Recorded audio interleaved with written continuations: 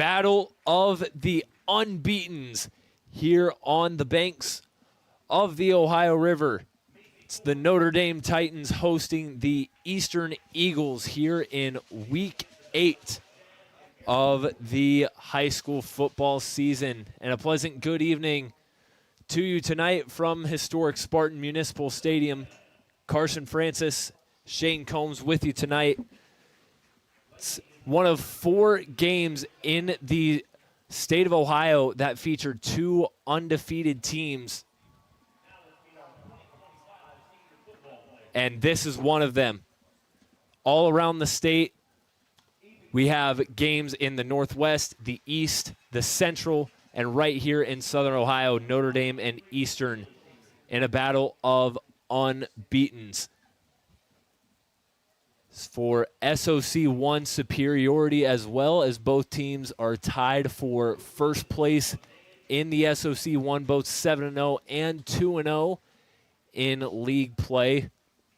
Eastern coming off a win over Sims Valley, 40-6 last week. Notre Dame, a dominant 70-0 win over Green a week ago as well. They meet here tonight for not only a battle of league superiority, but also playoff seeding as well. Eastern, the 4 seed in Division 7, Region 28. Notre Dame, the 3 seed in the same region as well.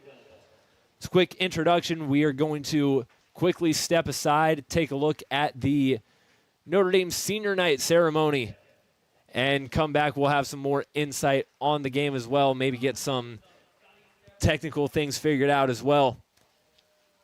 It's Eastern and Notre Dame from Spartan Municipal Stadium. You're watching Ohio High School Football on Southern Ohio Sports Authority, presented by Ohio Health. Are you looking for the best deals on quality used trucks and cars? Great news. Chillicothe Truck has your local. Choose from a wide selection of makes and models. All vehicles undergo a detailed multi-point inspection and extensive reconditioning before hitting the lot. Our friendly team offers a no-pressure sales experience, ensuring you find the perfect vehicle to fit your needs. Plus, you can customize your ride with our extensive range of truck accessories, from bed covers to lift kits. Stop by 173 Rennick Avenue in Chillicothe or call us today at 740-773-8782 to get started right now. Kimberly. Tons of practice. 1 chop away from a black belt. 7 of the best sidekicks. And 5 years since her cancer diagnosis at Ohio Health.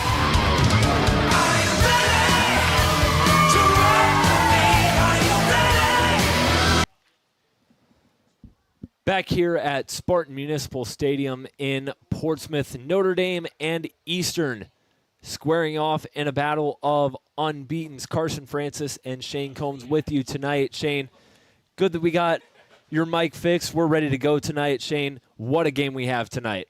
Yeah, really exciting. This is, the types of things you can get late in the year if the schedule kind of perfectly aligns, and it certainly has here in Week 8 of the 2025 fall. And you and I are obviously very lucky, very fortunate to be here. We're excited to do it, and should be a really, really good one here at a really cool place. If you haven't been down here, it's got a lot of history, it's got a lot of tradition, and should make for a pretty good atmosphere here this evening. Shane, we'll start with Notre Dame, one of the biggest stories in Southeast Ohio this season. Just a month before the season started in July, their former head coach, Buster Davis, stepped down from the program. In comes interim head coach and athletic director Bob Boldman, stepping in to take the reins as head coach. And right now, he's got this program at 7-0, their best start in 25 years. Yeah, it's an exciting time for the program, I'm sure. Got a lot of athleticism at the skill position, and stepped in, has good culture. You can kind of tell by just turning on the film that they're a disciplined group, that they don't make a lot of mistakes. They don't beat themselves very often. And you add all that up, and here they are perfect at this point in the year. And probably safe to say they're about to face their toughest challenge to date. Yeah, and no question their toughest challenge to date, but maybe a little bit of a spark for the Titans. Supposedly, their starting quarterback from week 1, Ethan Kingery, should be returning to play. It's unclear how he will be used in the offense, but Luke Cassidy, who has played under center for them since then, has gotten them to this point, and now maybe a new wrinkle thrown into Notre Dame's offense that could maybe throw Eastern for a little bit of a loop. Well, no question when you talk about the level of athlete of a Kingery, you get him back, and it certainly does do that. A lot of times what happens through injury is you're forced to have guys step up. Carson, you're forced to ask them to do some different things, and they learn different parts of the offense. They see it from a different perspective, and it can make you that much better when you come back to full strength. So that's something for Notre Dame, not just tonight, but as they move through the rest of the way, and obviously plans of playing into week 11 or 12, depending on if they get the bye and how the points work out. But, yeah, no question about it. What a shot in the arm when you're able to add that level of athlete back into your lineup here late in the year. And for the Eastern Eagles, it's been business as usual throughout the regular season. They've now won 31 straight regular season games. That dates all the way back to 2022. Here's the interesting part of that, is their last regular season loss was to Notre Dame. That was 3 years ago. Now Notre Dame back on their home field. They look to end that streak that started after they beat Eastern 3 years ago. But really, we've just seen, and you and John talked about it on the podcast, we've seen over these last 3 years, it was really that 2022 season that put Eastern on the map and has gotten them to where they are now. Yeah, it really has. And, I'll be completely honest, Carson. Early in the year, I wasn't sure what to make of the Eastern team. I watched, some of their results, followed some of their stats, some of their box scores. Didn't get a chance to see them much with the actual eye test. And so I kind of got to the middle of the year a little uncertain. But I'll tell you this week, and really, really turning the film on for the first time and watching multiple games, just really, really impressed. They're really good up front. They're physical. They have incredible skill set in terms of their skill players, especially when you're talking into the D7 level of Ohio. They can come at you in a lot of different ways. They're really, really dynamic at quarterback. They have good run game. They have big play wide receivers who have made big-time catches and some big-time plays with games on the line and so forth. So they're more than battle-tested. They obviously have a great winning tradition here. These kids are used to winning. They don't know any different when they get into a tight spot. They just assume, hey, we're going to figure it out, and sometimes the opponent thinks they are too. Yeah, you talked about their passing game, and really last year and this year, Eric Manley has been the man under center who has put this offense into a position to win so many games over the past 21 over the past 2 years. Eric Manley, the spark plug of that offense, 11 for 17 last week, 290 yards, 3 scores in the win over Sims Valley. Yeah, really, really dynamic player. Big, strong kid, can run away from the defense a little bit, but at the same time can go inside and get kind of physical himself and give you tough yardage. I love how he can extend the play. Yeah, it's tough to get after him. It's tough to put pressure on him because he has the ability to kind of it's kind of like that Ben Roethlisberger type, size and agility just to get away and extend the play, and he can create a lot of big plays downfield. Eastern under the reign of head coach Scott Tomlinson, who has been at the helm of the Eagles program ever since Eastern gained a varsity program back in 2015. He's built this program from the ground up, and he's looking to get this team back to another 8-0 start. Yeah, it's been a great vision. I've as long as I've coached and been around athletic programs, I've recognized and understood that it takes great vision at all levels of administration and into the coaching and into the athletic department, and they've obviously had that, and they've understood who they are. They understood who they wanted to be. They've done a great job of scheduling at the different stages of all this, and now here they are putting themselves well on the map as one of the elite programs in our entire coverage area. Eastern averaging 39.9 points per game, a very electric offense. They've scored 40 or more in every game they've played this season except for one. That Week 1 win at South Point, a 13-6 victory for the Eagles, the only outlier in that stat. Meanwhile, Notre Dame also showing that they can put points on the board as well. They've obviously 70 last week, 56 the week before. They've only really, on paper, their offense has only improved as the season has gone on. Yeah, it really has. And listen, I was just impressed with Eastern on the defensive side of things a week ago against the Sims Valley offense that had come in scoring a bunch of points in their own right. And I thought Eastern did a real good job of creating some early 3 and outs, 4 turnover on downs. They even had one goal line stand where Sims Valley was first and goal from the 1, couldn't get it in 4 tries. So, this is a pretty complete team on the Eastern side. And that defense, again, is going to get tested tonight in a different way because Notre Dame can come at you with some dynamic in some dynamic ways on the attack. We'll take a quick break for the national anthem, and we will come back for the start of this game. You're watching Ohio High School Football and Southern Ohio Sports Authority, presented by Ohio Health. Kimberly. Tons of practice. One chop away from a black belt. 7 of the best sidekicks. And 5 years since her cancer diagnosis at Ohio Health.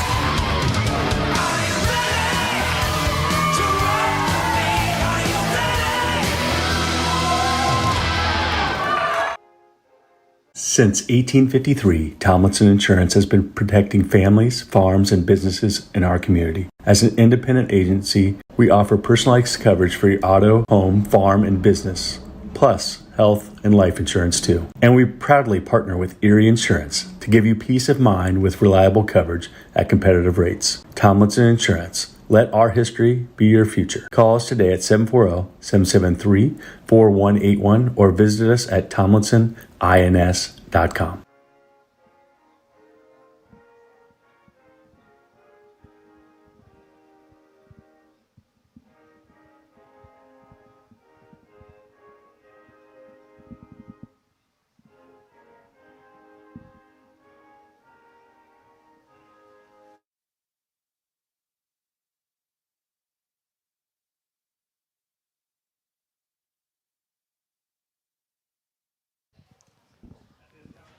Back here at Spartan Municipal Stadium in Portsmouth, Ohio, we're just about 6 minutes away from kickoff here between the undefeated Eastern Eagles and the undefeated Notre Dame Titans in this SOC1 clash.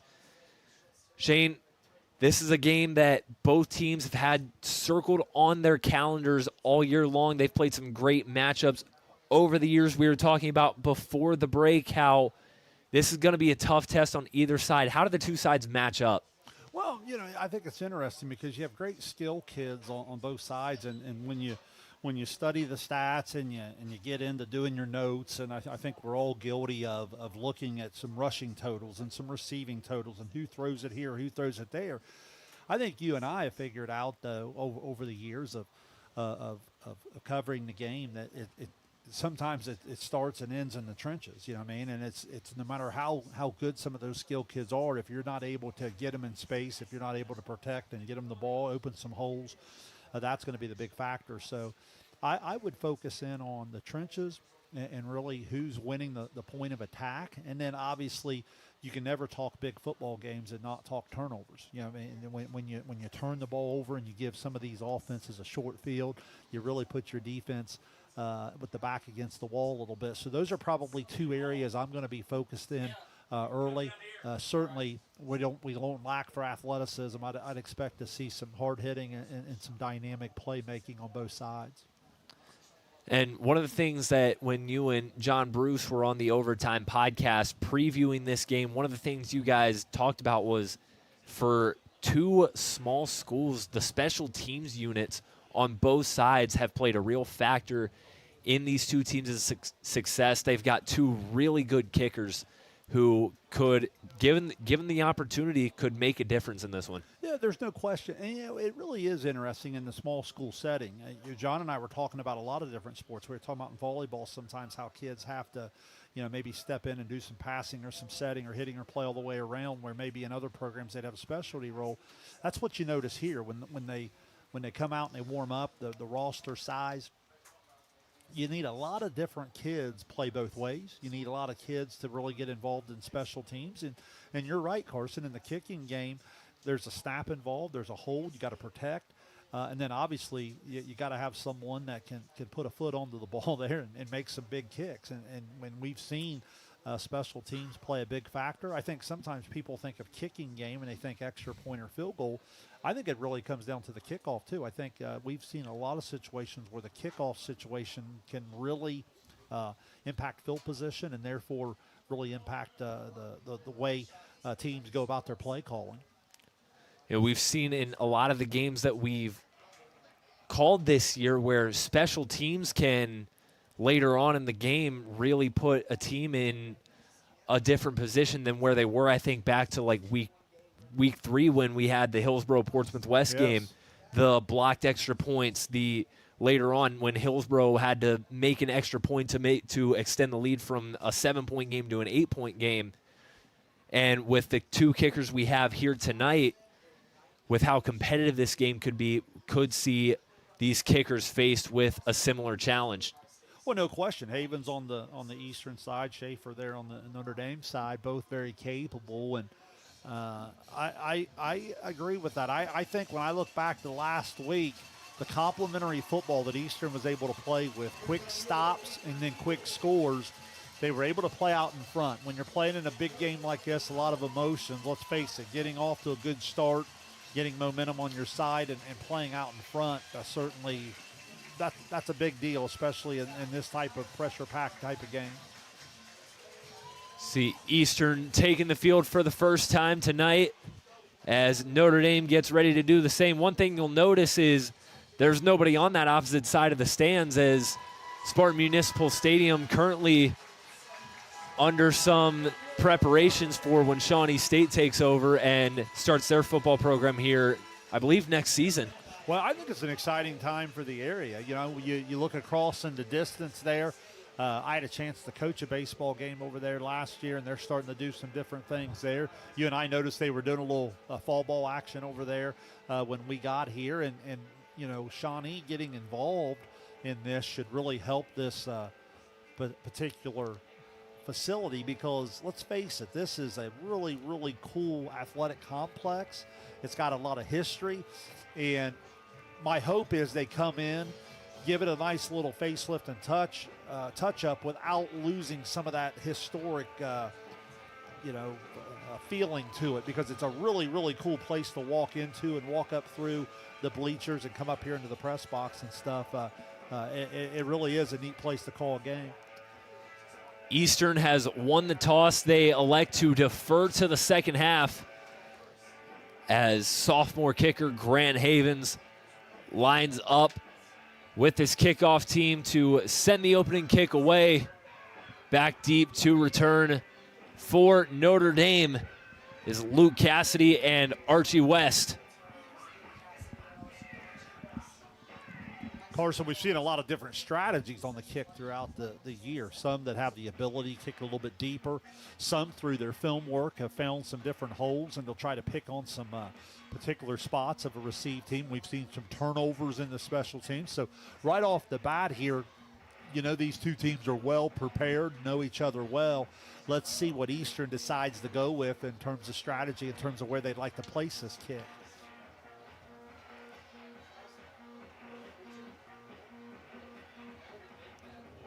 Eastern, again, winners of 31 straight in the regular season. Their last time losing a regular season game was 3 years ago to these Notre Dame Titans.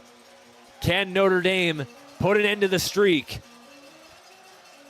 4 games featuring 2 undefeated teams in the state of Ohio. This is one of them, and it's underway from Spartan Stadium.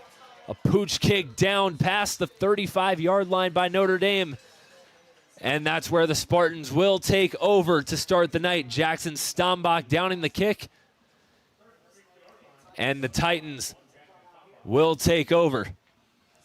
Yeah, well, just like we talked about in the strategy, they went with a little high kick right into a hole in the middle of the field. It kind of just kind of buried a little bit like a Carson Francis flop shot, just biting right away. Notre Dame pounces on it, and as a result, gets a pretty good field position to start here. So Luke Cassidy taking the snaps for Notre Dame to start. 1st and 10 at the 37. Here's a handoff to Bryce McGraw. McGraw gets forward near the line to gain. Call it a gain of about 9. 11:49 left in the first. Yeah, nice start. Good work over the right side of that offensive line. Get in there behind Hiles and company there at the center position. And Ogier and Eckenlob and so forth. So nice start here, getting that second very manageable.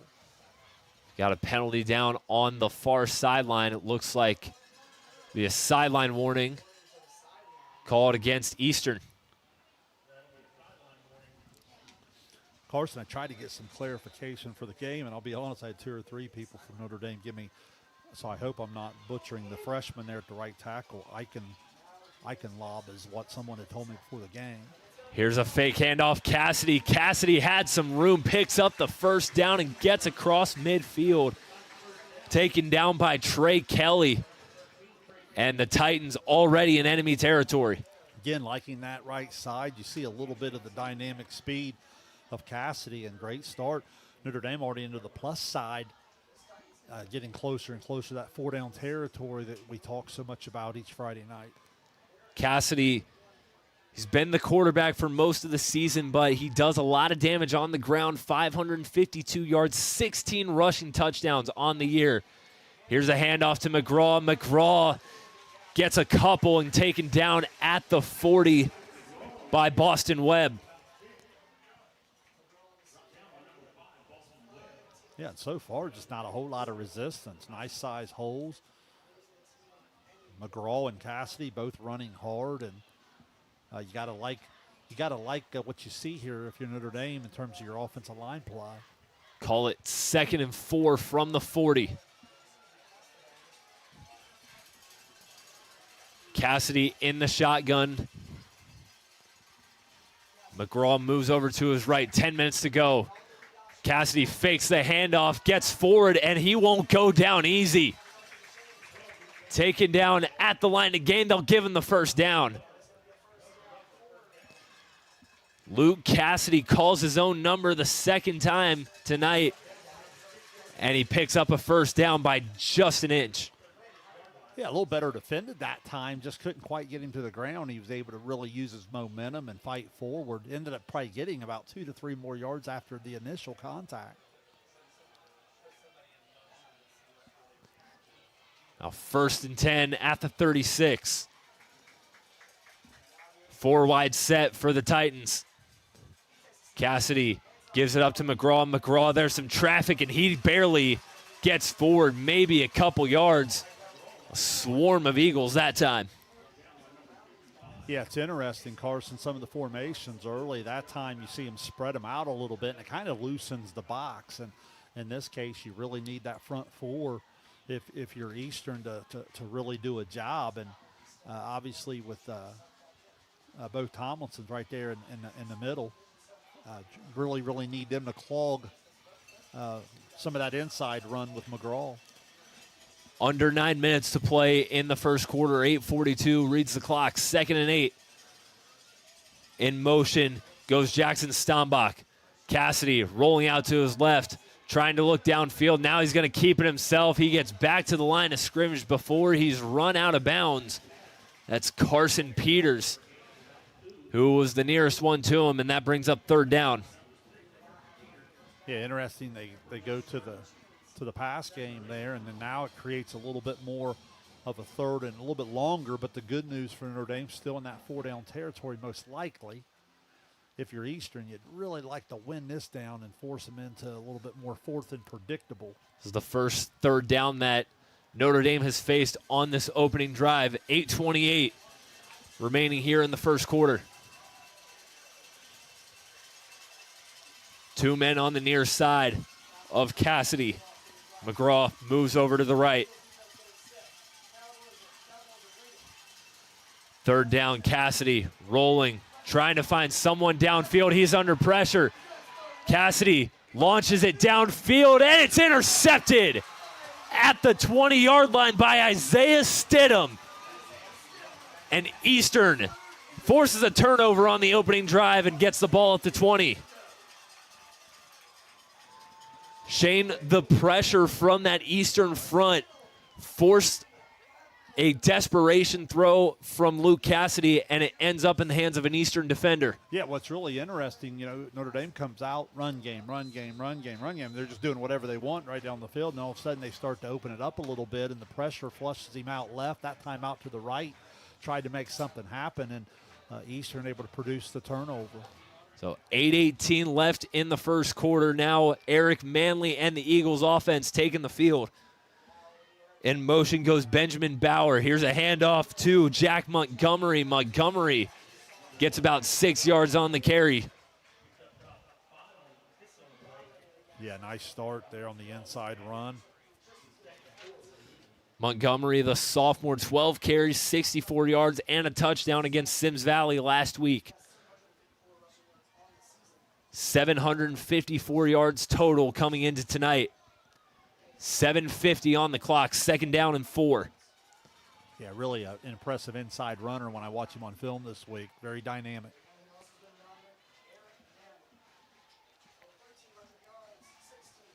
Here's a 2nd and 4 handoff. Montgomery again. Montgomery trying to get to the line to gain, stopped just short. Took a big hit there. Connor Estep. First one to him. 3rd and short. Yeah, nice hit from the senior E-step.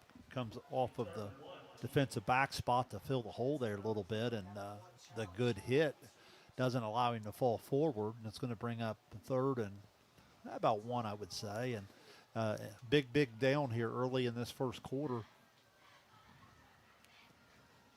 At the 7-minute mark of the first quarter, 3rd and 1 for the Eagles. Trips on the far side.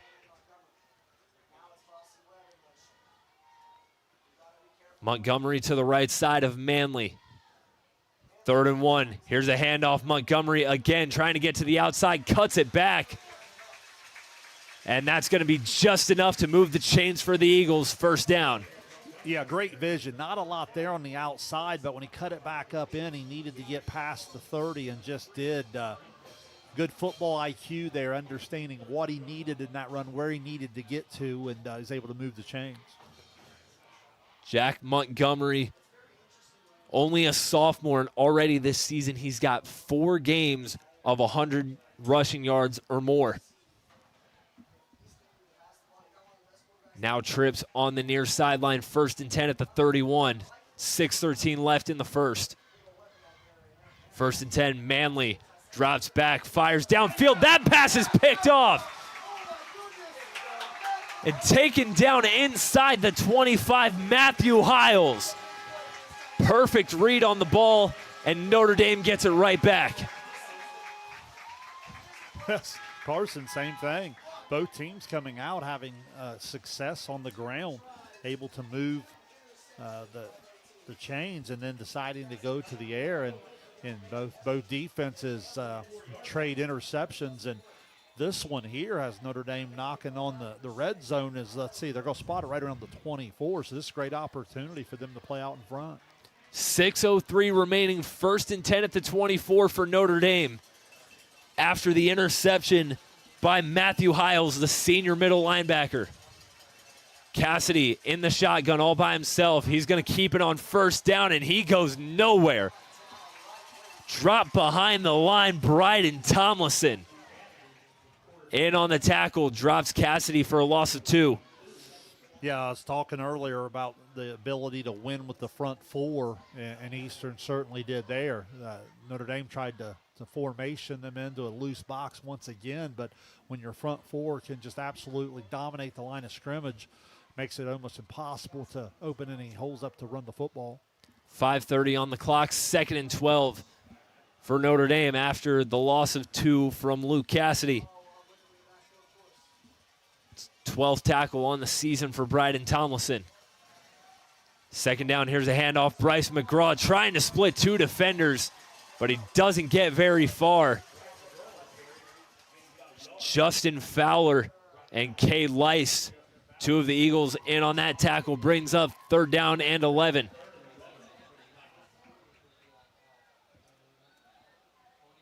So you're at the 25-yard line right now, still outside 40 yards, probably a little bit out of the field goal range. So this probably makes it a two-down territory. So if you're Notre Dame, you're approaching this here with 2 downs to get 11. They would love to cut this down in distance in half at least here on this third down play. 4:35 left in the first. McGraw in motion. Cassidy drops back on 3rd and 11, trying to set up a screen for Stombach. It's over his head and incomplete. Chris Piccolo, rather, the intended receiver on the screen. It goes over his head. Brings up 4th down. And it looks like Notre Dame is going to send out the kicking unit. Coleman Schaefer out to kick a 42-yard field goal to put Notre Dame in front first. The senior kicker, good hold, kick is up, away, and it is no good. Had the leg, but it was wide left, and our score remains 0-0. Yeah, great effort. Put a pretty good foot on it there, just unable to sneak it through, and Eastern dodges a serious bullet there after the turnover, and both teams kind of filling each other out here a little bit. They both made a mistake, nothing to show for it. So at 4:27, Eastern will be in possession of the football for the second time this evening. Missed 42-yard field goal off the leg of Coleman Schaefer. Eastern gets the ball back at their own 20. 4:27 left, 1st and 10. Trips on the far side. Manley in the shotgun. Hands it off. It's Jack Montgomery again. Montgomery's got some room. Montgomery stiff arms a man and goes out of bounds just before the 40. Nearly a 20-yard pickup from Jack Montgomery. And they've been really trying to get him going so far tonight. That'll do it. Well, and really, both teams have had some success running the football. Eastern defense was a little bit better that last possession with the run game, but overall, Eastern's really been successful in the run game. Call it a gain of 18 for Jack Montgomery. 4 minutes left in the first quarter, 1st and 10 at the 38. Manley rolling out, swings it out. It's Trey Kelly. Trey Kelly on the outside, gets a couple before he's wrestled down on the near sideline. Chris Piccolo, one of the Titans, in on that tackle, 2nd down. Yeah, I like the high percentage throw coming off the interception. Go out to one of your favorite targets there and get a positive gain on 1st down. Running game, they've really been going off that left side behind Brewer Tomlinson, and as well as Keller there at the left tackle, doing a great job of opening up some holes and on that last run, the edge. Kelly, the receiver on that pass, caught 5 passes for 93 yards and a score last week. Here's a 2nd down handoff. Montgomery up the middle through traffic, barrels his way into a pile. Near the line to gain, they'll give him the 1st down at the 48. You know, it's a thing, Shane, where they're feeding Jack Montgomery and they're just saying, you got to stop him or we're just going to keep going to him. Well, and everything's built off of that inside run for them, off of the play fake. Manley will run a little bit. They'll use the short passing game off of it, and then obviously they'll take their shot downfield as you start to sneak more help into the box. 2:35 left in the first. Montgomery in motion. Manley drops back, taking a shot downfield for Kelly, incomplete. Just overthrew him, would have had to turn back shoulder to try and make the catch. Falls incomplete, 2nd down. Yeah, not a bad throw. It would have taken a perfect dropping the bucket to get him there. West comes off of the safety spot there and applies a little pressure and maybe affected the throw just a little bit. Eric Manley, 1,326 passing yards, 16 touchdowns on the season. 2:28 left in the first, 2nd and 10 at the 48. And a flag down before the snap. Be offsides against the Titans. I'm not so sure it wasn't the corner that had come up to press a little bit on that far side. It was that far side official that threw the flag, and I think, yeah, Shane, he might have got the sophomore Keegan Fowler just lined up beyond the line of scrimmage. 5 free yards for the Eagles. Yeah, early in the formation, it looked like they were going to give a little soft cushion over there, and then last second he comes up to try to press a little bit, maybe just ends up coming about a half yard too far. So now Eastern in enemy territory, 2nd and 5 from the Notre Dame 47, 2:26 left in the first. Manley fakes the handoff, taking a shot downfield for Webb. It's caught. Boston Webb tackled inside the 25, his first grab of the night. Beautiful throw from Manley, and Webb connects for the catch. Yeah, they've been press covering there a little bit, and he just basically runs right by, and Manley throws it, right on target there, and that's the big play they're looking for. Right around 20, probably 8, 29 yards there. First catch of the night for the 6'2 junior Boston Webb. Exactly 2 minutes left in the first quarter. 1st and 10 at the 22. Trips on the far side. Here's a handoff. Montgomery. Montgomery makes a man miss. Eric Montgomery dives forward. They're going to say he's out of bounds at the 1. Eric Montgomery, or Jack Montgomery rather, thinks that he crossed the pylon and got into the end zone. They'll mark him down at the 1. Unbelievable job up front. Big time hole. He exploded off the line of scrimmage and never even was touched. And then obviously his speed was able to turn it into a big play. And now Eastern with a golden opportunity to strike first here. Minute 47 on the clock. 1st and goal at the 1. I formation for the Eagles.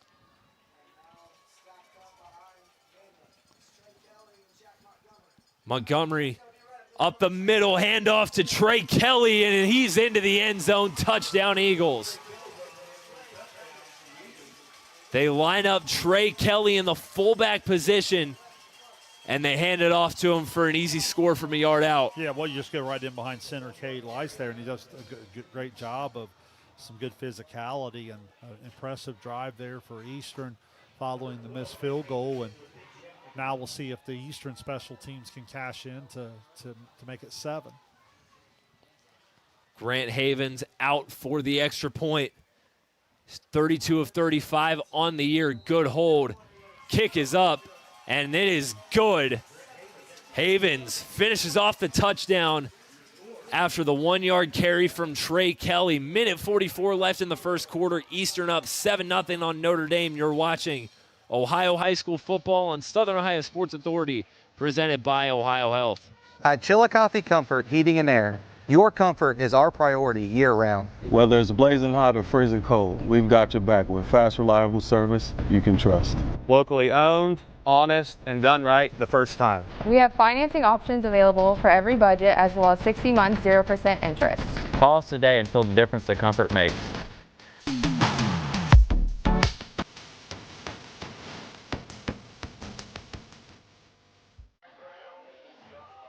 Back here at historic Spartan Municipal Stadium in Portsmouth, Ohio. On the banks of the Ohio River, it's the Eastern Eagles out to a 7-0 lead on Notre Dame. The Eagles take advantage of the missed field goal, drive down the field. They use the electric ball carrying of Jack Montgomery, sets them up at the 1. Trey Kelly punching it in from a yard out. Yeah, Notre Dame with a golden opportunity after the Hiles interception and unable to make anything of it. They tried the long field goal, couldn't get it, and then Eastern comes back, mixes a little pass, a little run, and cap it off with the 1-yard score. Pooch kick from Havens, fielded at the 30. And going right out of bounds after fielding the kick is Billy Shannon.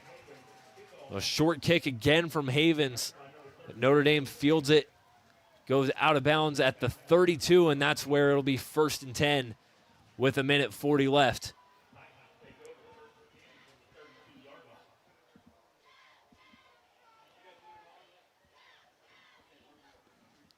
Well, they've made it pretty clear in two kicks that they don't want to kick it deep and they want to try to avoid the return guy.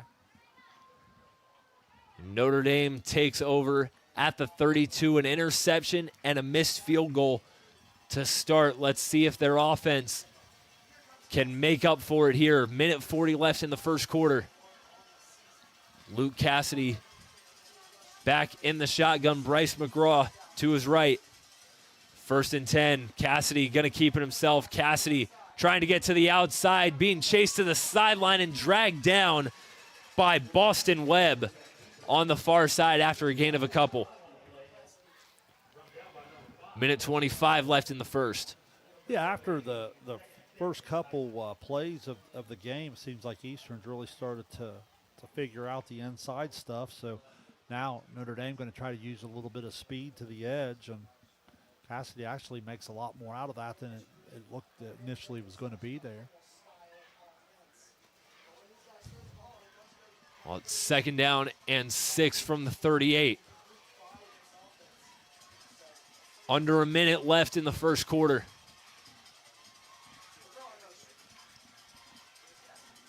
Titans taking their time to get this snap off. 2nd down. Cassidy gonna keep it himself again, and he gets stopped in his tracks. Trey Kelly in on that tackle along with Jack Montgomery and Carson Peters. That'll bring up 3rd down. Yeah, and this is a big 3rd down for Notre Dame because you'd like to keep your defense off the field a little bit. Now here, this will be really close. I'd say they don't have to snap this if they don't want to. We do not have a play clock that we can see the refs keeping track of that themselves. Looks like 5 seconds on the game clock. They're going to run a play. Cassidy dropping back to throw. It's incomplete. Looked like it was intended for Jackson Stombach. And that brings us to the end of the first quarter here at Spartan Stadium. The Eastern Eagles out to a 7-0 lead after 12 minutes of play. And they'll be getting the ball right back. You're watching Ohio High School football on Southern Ohio Sports Authority, presented by Ohio Health. Mark. 6 months of training. 8 miles to go. A 3-way tie for almost last place. Look good in these shorts, right? And 3 years since he and his team at Ohio Health left cancer in the dust.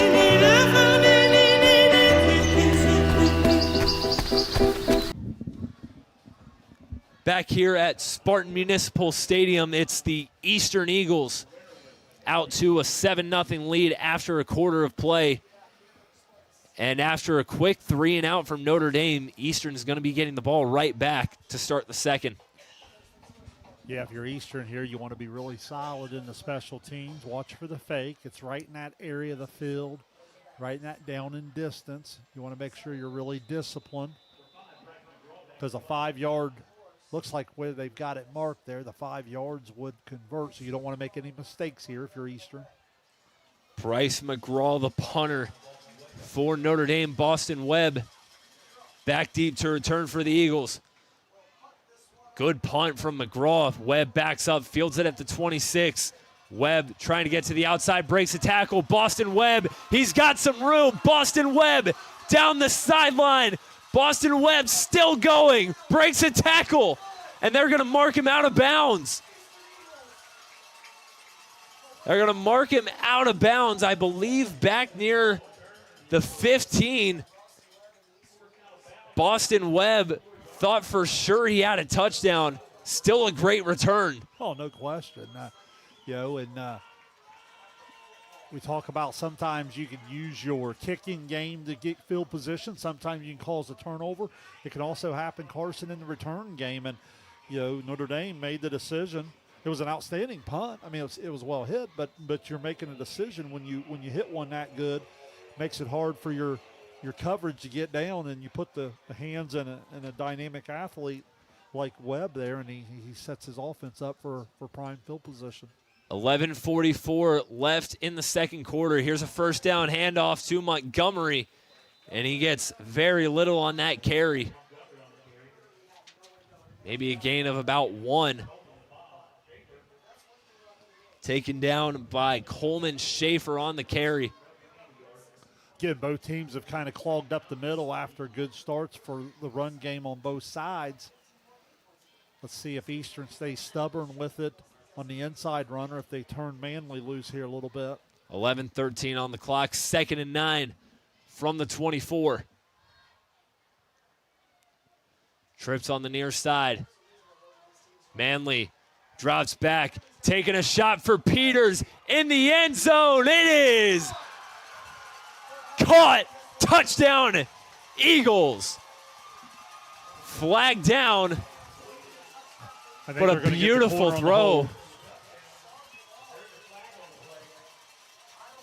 I felt like it was a little bit of the defensive hold right about the time he let the ball go, and he was able to play through it, and it'll be a 24-yard touchdown if it stands.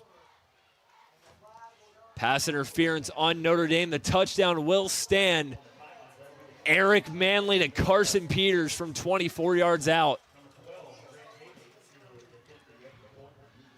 Yeah, great ball, great concentration by Peters. Like I said, the corner got a little handsy there with a little bit of the grab, and he played right through the contact and was able to make the catch. 10:57 on the clock. A 24-yard pass for the Eagles puts them up 2 scores and a flag down. Called an offsides on Eastern. That'll move the kick back 5 yards.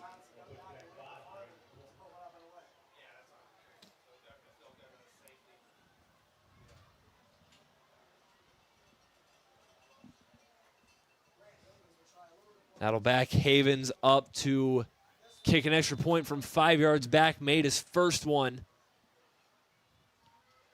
It's to make it a 14-0 ball game.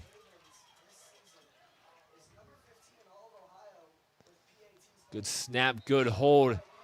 Kick is away and good. Havens is 2 for 2 on extra points. And the 24-yard score makes it 14-0 Eastern Eagles with 10:57 left in the half. You're watching Ohio High School football on Southern Ohio Sports Authority, presented by Ohio Health. At North Fork Animal Clinic, we're more than your pet's health care. We're your neighbors. We combine top-quality veterinary care with the availability you can count on, keeping tails wagging and pets thriving. And as proud supporters of youth sports in Southern Ohio, we're committed to helping our whole community grow strong. North Fork Animal Clinic, caring for pets, supporting our community. 14-0 Eastern, your score at the 10:57 mark of the second quarter. That lead extended thanks to a beautiful throw from Eric Manley, setting up Carson Peters for a 24-yard score. Yeah, it really was well thrown, and give Peters credit for playing through the contact and hauling it in. And again, what you're seeing there is a little bit of the depth of wide receiver. We've seen, already with the attack how they use Trey Kelly as both a runner and a pass catcher. Webb, usually with a lot of receiving, big-time return, sets that up as well. And then Peters gets involved in the pass game there with the touchdown. Havens to kick it away once more. Notre Dame's returners playing up, expecting a short kick. And we get the same thing again. Here's Billy Shannon on the return. And goes down near the spot he fielded the kick. Justin Fowler on the tackle there, and Notre Dame will set back up at the 35. Looks like we're going to have Ethan Kingery in the lineup here. Ethan Kingery started the season as Notre Dame's quarterback broke his collarbone in the Week 1 game against Fairfield Christian. Medically cleared this week, and now he's back taking the snaps for Notre Dame. Let's see if he can give the Titans a spark here. It's also interesting, Luke Cassidy remains in the game. He's on your near side as a slot receiver. 1st and 10 at the 35. Kingery looking to throw. He's under pressure, and he goes down. Justin Fowler soars into the backfield and puts Kingery on the ground right away. 2nd and 12. Yeah, good pressure. The initial receiver covered pretty well. He tried to buy some time, just unable to escape the pocket, and a good job of getting him to the ground. This is the 4th sack on the season for Justin Fowler. Now 2nd and 12 at the 33. Kingery under pressure again, trying to escape, looking downfield, and he's going to go down again. Jack Montgomery says the road's closed. And Kingery goes down for a loss on the 2nd straight play. Under 10 minutes to go, 3rd and long for the Titans. Yeah, nice athletic move of Kingery to avoid the sack originally, and he was able to escape, got out to his right hand, and had one guy to beat, and give Montgomery a lot of credit. Good open field tackle, because if he avoids that, he's got a chance to throw it downfield or probably even tuck it and run, and he had a little bit of green in front of him. That's the 4th sack on the season for Jack Montgomery. 3rd and 14 for Notre Dame. 9:20 left. Trips on the near side for Ethan Kingery. Kingery rolling, looking downfield, throwing for the sideline. It's incomplete. Pass intended for Chris Piccolo. It's over his head. And that brings up 4th down. Yeah, good coverage there from Sidham, who had the interception earlier. And interesting, Notre Dame comes out with the 3 pass plays. They get sacked twice through the incompletion, and now they're most likely going to have to punt again. Carson, let's take a look at the strategy here. Obviously, Webb, the last time he got his hands on it, really impacted that last touchdown drive with the field position he allowed his team to start with.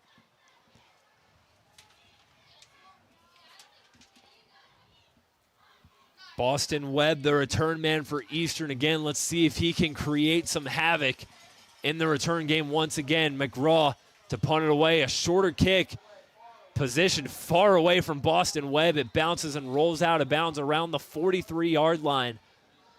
With 8:59 till halftime, that is where Eastern will take over on its next drive. Yeah, I like the adjustment. Obviously, the last time they punted, the young man showed off his leg. He hit a great one. But what he did is he ended up, in my opinion, outkicked his coverage, as they like to say, and allowed an athlete to get his hands on the ball. That time, he takes a little bit off of it, but strategically places it on the diagonal and still gives a successful punt in terms of not letting Webb touch it. After the interception on the opening drive, Eastern starting to find its rhythm offensively. Let's see if that can continue. Manley to throw on 1st down. He's got Webb wide open. Touchdown Eagles. A magnificent throw from Manley. And another touchdown. Yeah, just a big-time strike, and what a great job by the offensive line. The pocket was so clean. He was able to step up, step into it, and just delivered an absolute dime to his top receiver on the year for, what we got, 54-yard touchdown. It's the 11th touchdown grab for Boston Webb on the season. And the 2nd passing touchdown of the night for Eric Manley. Haven out to kick the extra point. 2 for 2 on the night. Manley's 3rd kick splits the uprights again. And it is 21-0 Eastern Eagles with 8:50 until halftime. 54-yard touchdown from Eric Manley to Boston Webb. Shane, this Eastern offense is now firing on all cylinders. Yeah, no question.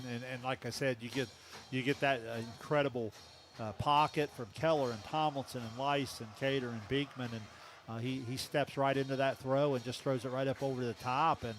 And what a dynamic duo of Manley to Webb. And just like that, 21-0. And we talked last week a lot about time of possession. There was complementary football where you get up 14-0. Notre Dame comes out, they go 3 pass plays, sack, incomplete, have to punt it right back, and one play into it, 21-0. It just takes all the wind right out of you. This is an Eastern team that has given up just 28 points over its last 4 games, and we're really seeing tonight this defense sets up the offense to go back out there and do its thing. Yeah, it really does. I mean, we saw it with the interception earlier. Then even after the turnover, the defense holds strong and forces the 42-yard field goal attempt. So far, defense has been up to the challenge for sure. 8:50 left till halftime. Havens to boot it away for the Eagles once again. Short kick to the far side, fielded by Shannon. Shannon gets a couple on the return, but not very much. And Notre Dame will set up shop around the 37-yard line with 8:45 left. Now if you're Notre Dame, you just got a lot of football to play. You just got to try to settle into a drive. You had some success in the run game a little earlier. You just got to try to come back, see if you can win first down and settle into a drive here and some down and distance, maybe a little bit more in your favor. Ethan Kingery back out to call the shots for Notre Dame. 1st and 10 at the 38. Cassidy goes in motion. They fake the give, and they'll hand it off to McGraw. Bryce McGraw gets to the outside, gains a couple, but he's wrangled down by a pile of Eastern Eagles, and we got some extracurriculars going on away from the football. And 2 players get tangled up on the near side, and some penalties issued. Yeah, obviously got to stop at the whistle. Those 2 did, and I would, from what I was seeing, I would think it'd be some offsetting. We'll see how they go about it. Now, you did get a little bit more after the whistle, so let's see if that persuades their decision. 3-yard gain on that outside run. 8:31 left in the first half. We had a short carry from Bryce McGraw. They'll, for now, call it a gain of 3, but that'll probably change depending on what the penalties are.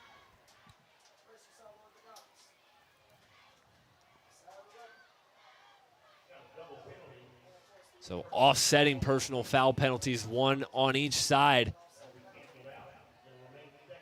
It'll be 2nd and 7 for Notre Dame at the 41.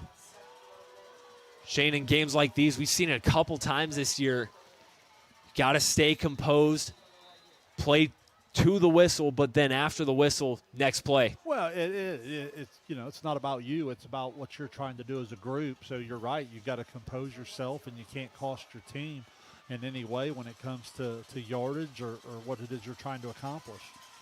2nd and 7 from the 41. Cassidy in motion again. Kingery rolling out to the right, throws downfield. It's through the hands of Piccolo, incomplete. Intended for Piccolo. They've been trying those rollouts a couple times tonight, and Eastern's had it read out most of the time, but we've seen a couple times where Notre Dame has the receiver open and they just can't connect. Yeah, there's a design rollout where I think what they're trying to do is help in pass protection, because remember they had trouble protecting him on the first couple of dropbacks, and that time, again, had a little bit of a window, just unable to connect, and here you are again in a 3rd and somewhat long, probably a passing down, and again, pass protection is going to be a premium. 8:25 till halftime, 3rd and 7 for Notre Dame. Trips on the near side. Notre Dame looking for some life offensively. Kingery rolls out, sets up the reverse screen to McGraw. McGraw makes the catch. It goes through his hands. Jack Montgomery read that out perfectly and gets a stop for the Eagles. Yeah, well called, Carson. Montgomery really did read that, because if he doesn't, if he comes and doesn't recognize the back sneaking out, that could have been a big play for Notre Dame. But he understood his assignment all the way, and he was there ready to make the tackle, even if he does hold on. Well done. 8:17 till halftime. The Eastern defense forcing another 3 and out. And McGraw will punt it away for Notre Dame. No, it's a fake. Direct snap to Archie West. Archie West still going, but he won't pick up the first down. Direct snap to the up man, Archie West. And Eastern shuts the door on the fake punt. Yeah, well coached, well prepared, ready for it all the way. And Eastern's been locked in really since I'd say the first 4 or 5 minutes. Kind of a slow start in terms of giving up a couple running first downs from Notre Dame, and then remember they had the turnover on their first possession, and since then all 3 phases have been locked in and ready to go, and they're in jeopardy now. Notre Dame is in jeopardy of having Eastern blow this thing wide open. 8:16 left till halftime. Eastern at the Notre Dame 44 to start. Perfect opportunity to tack on another. Here's a handoff, Montgomery. Montgomery trying to break a tackle, goes down past the sticks, flag down. Good carry by Jack Montgomery for a first down, but looks like it's coming back. Yeah, been about a 12-yard gain, and if you go from where that looks like the flag right around that 35-yard line, they're going to walk it from there, bring it back to the 45, so pretty much just going to be pretty much the original line of scrimmage, maybe about a half yard. It'll be a 1st and 11. One of those down and distances you don't see that often in the game of football, but that's the beauty of this game we're at. This is Ohio high school football at its finest. 8:08 left till halftime. 1st and 11 at the 45. Manley in the shotgun again, trips to the near side. Manley fakes a give to Montgomery, and he's going to keep it himself. Manley in the open field. He's got a block. Eric Manley, grown man football. Touchdown Eastern. Yeah, about 44 yards, and he basically puts it in the stomach of Montgomery and then rides it out and pulls it back for the first time this evening, and 44 yards later finds himself in the end zone for a touchdown. 45 yards on the keeper from Eric Manley. Shane, he's been doing it all tonight. Big plays through the air and on the ground. The extra point to make it 28-0.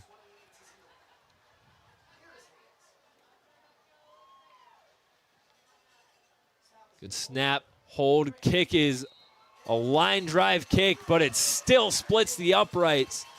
Grant Havens, 4 for 4 on extra points tonight. And the Eagles go up 28-0 with 7:56 left until halftime. It's been all Eastern Eagles up to this point. Notre Dame gets the ball back when we return. You're watching Ohio High School football on Southern Ohio Sports Authority, presented by Ohio Health. This broadcast is brought to you in part by Willie and Son Trucking. Willie and Son Trucking has been a proud supporter of local student athletes, coaches, and athletic programs throughout its history. Be sure to look out for the Shack Athlete of the Week presented by Willie and Son Trucking each week at sosaohio.com. Back here at Spartan Stadium, the Eastern Eagles have dominated this one so far tonight. After an opening drive interception, they've scored on 4 straight, and the 45-yard carry from quarterback Eric Manley puts the Eagles up 28-0 with 7:56 to go in the half. Yeah, it's really been the big play, Carson, the 44-yard run there from Manley. Remember, it was Manley, the 54-yard strike to Webb. It was a 24-yard strike to Peters. Even the 1-yard run from Kelly was set up with Webb on a 28-yard reception, followed by a Montgomery 22-yard run down to the 1. So the big play, kind of the story here for the Eagles here in the first half. It's the 6th rushing touchdown of the season for Eric Manley. The 6'6", 230 senior doing it all for his team tonight. 7:56 till halftime. Grant Havens boots it away, and Notre Dame will let it bounce out of bounds for a penalty, and they'll set up at the 35. Yeah, tried to go a little deeper there than they had, and just had a little hook on it, and takes the bounce directly left out of bounds. And I thought for a second they might think about having him kick it over, but it looks like they're just going to go ahead and accept it right there. Shane, Notre Dame, outside of they had a couple good drives in the first half where they moved the ball, got in field goal range after an interception. Haven't really found their rhythm yet. What do they need to do for a spark with the remaining time in the first half? Well, I just think you got to ignore the score for a minute and really think about just winning a drive. You know, I mean, early in the game, they went to the run game, and they were able to move the chain a couple times. It was a mixture of running back, quarterback, you know, inside run or keep. And they've got to get back to just trying to possess the football a little bit. Here's a first down handoff to McGraw. McGraw dropped again by who else? Justin Fowler. He's been all over the field tonight. Yeah, he really has. And, you know, now, you know, you get the negative play on first down. You hear me talk about it every week, Carson. When you don't win first down, it closes the playbook a little bit. So now you're back here. You want to come out and you want so desperately to try to run the football. You try a little east-west type of action, that time off the left side, nothing doing. And here you're second and forever, and you're back to pretty much trying to throw the ball downfield. Called a loss of 5 after Fowler drops Bryce McGraw in the backfield. 2nd and 15. Kingery looking downfield. Under pressure, taking a shot down the sideline, intended for Cassidy. It's incomplete.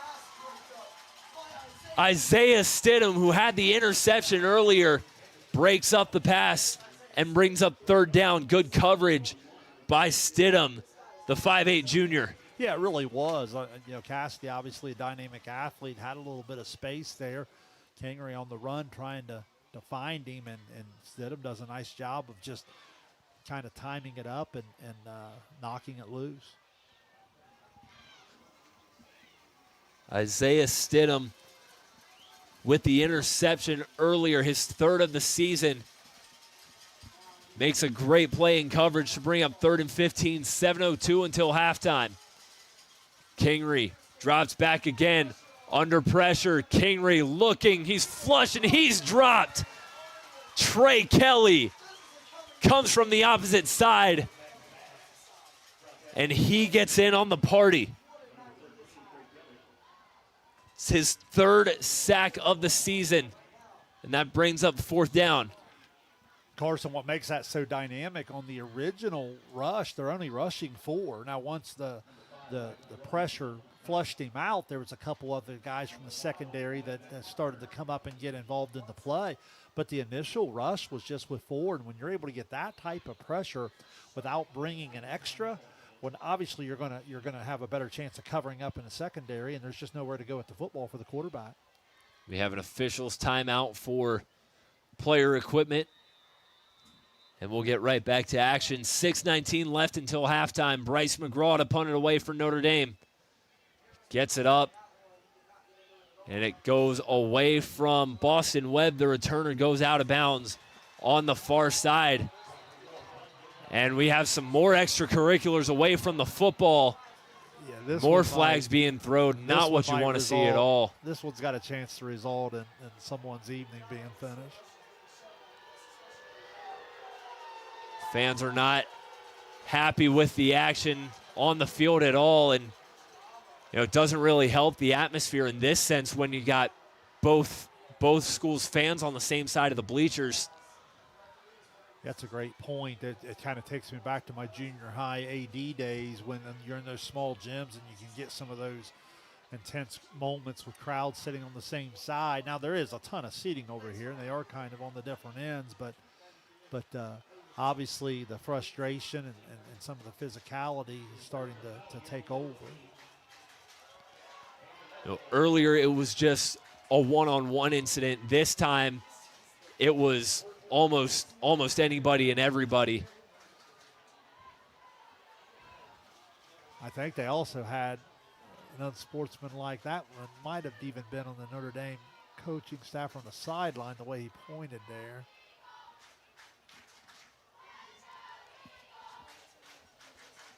You can hear the Eastern Eagles faithful made the trip down from Pike County, making their presence known tonight.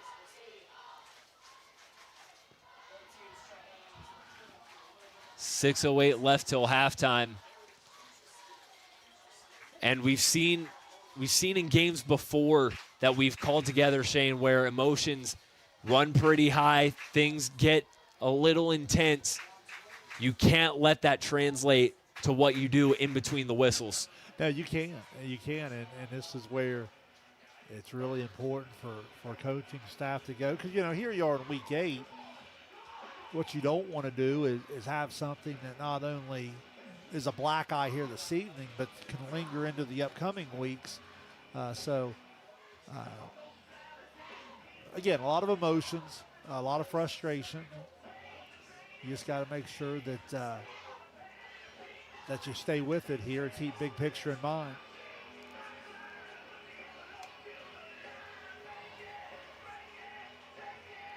Have an unsportsmanlike conduct on Notre Dame, and that'll result in 15 extra yards for Eastern.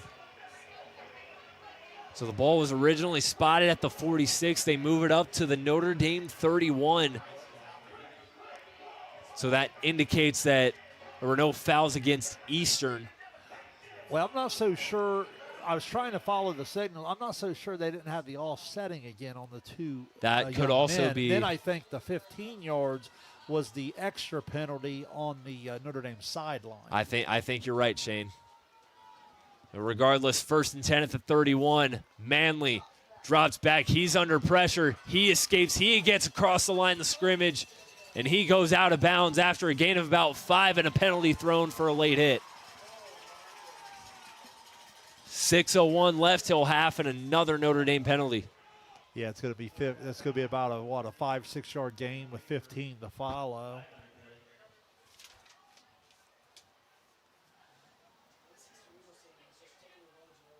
It was a good improvise by Manley, getting a couple yards when he's under pressure.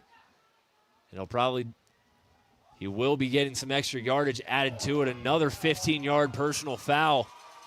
That'll put Eastern in the red zone.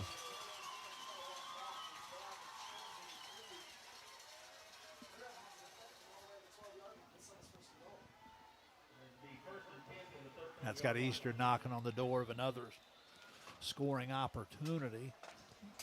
They'll call it 1st and 10 at the 13, 6:01 left in the half.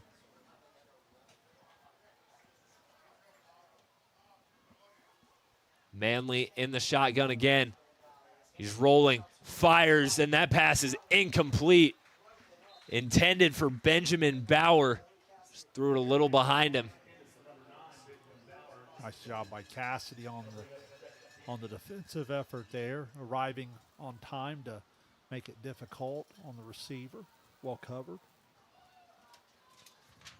There's a penalty thrown on Eastern. It looked like illegal hands to the face was the call. That'll back them up. Back them up all the way to the 22.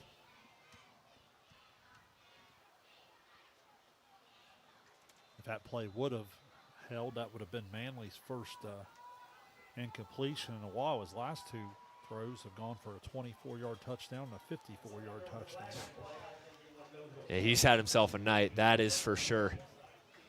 They'll call it 1st and 20 at the 22, 5:56 until half.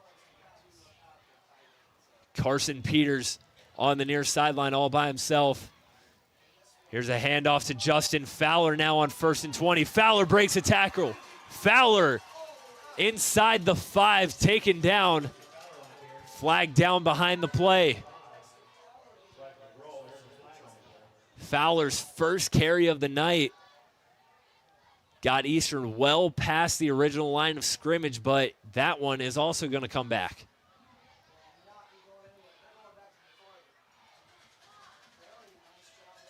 Be holding against the Eagles.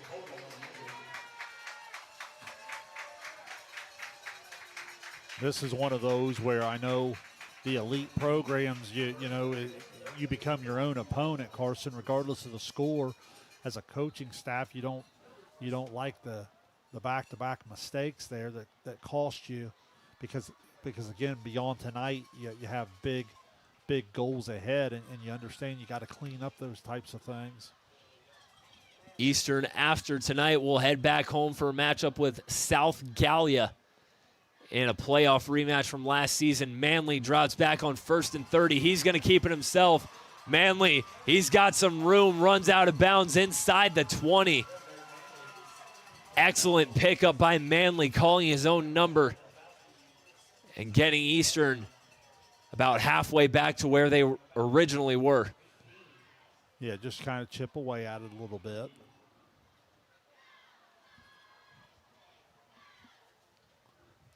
Again, he's just so hard to pressure. You say to yourself, I'd like to bring some pressure and get to him, but then he extends the play and he can do it with his feet. Remember in the pregame, maybe I'm dating myself here because I was talking about, maybe it's because he's big and wears the number 7. I was talking about the young Ben Roethlisberger, the way he could just extend the play and utilize the feet or go.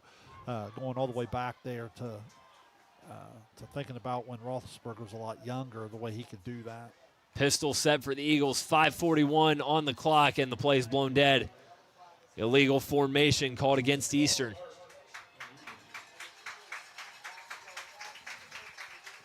And again, all of a sudden, three penalties in the last 4 snaps. Again, you just can't love that at all if you're Coach Tomlinson. And do you think that's a sense of Eastern already being up 28-0? They've had, some extracurriculars already taking place within the first half, whether it was instigated by them or not. It's real easy at this stage to maybe take your foot off the gas just a little bit. And I know Eastern not wanting to do that by any means. 2nd and 23, Manley to throw downfield into coverage. It's incomplete. Intended for Trey Kelly down the seam. Luke Cassidy in coverage.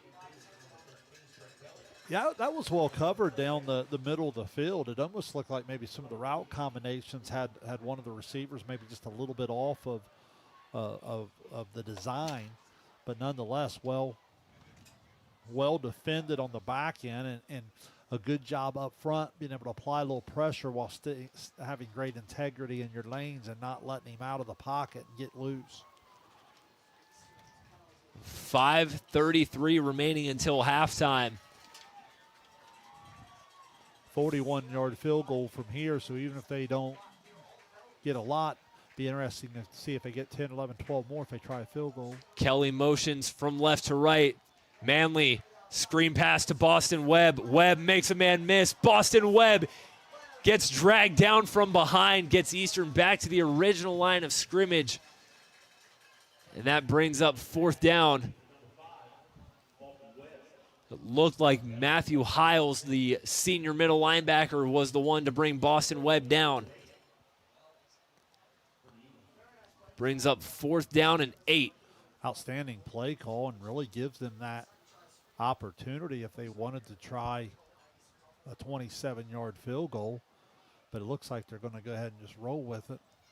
4:53 until the break. Manley comes back onto the field, and Eastern will try and get this first down, if not score. Have a little bit of room to pick up a first down without scoring. 4th down, Manley drops back in the pocket, fires, it's incomplete. Notre Dame, with its backs against the wall, forces a turnover on downs, with Eastern attacking once more. Yeah, nice job by Notre Dame's defense. Obviously, Eastern got a little sloppy in terms of some of the penalties, but to Notre Dame's credit, they were able to come up with some good pass defense and get a much-needed stop. Notre Dame following tonight doesn't get much easier. They travel to Sims Valley next week, a team that Eastern made pretty easy work of last week, but make no mistake, that is a great Sims Valley team that Eastern beat. Very talented, young group. I watched them on film this week. Their best football's ahead of them for sure. 1st and 10 for Notre Dame. Kingery under pressure. Kingery goes down again. Gets tripped up just past the line of scrimmage. Cade Leist in on the tackle.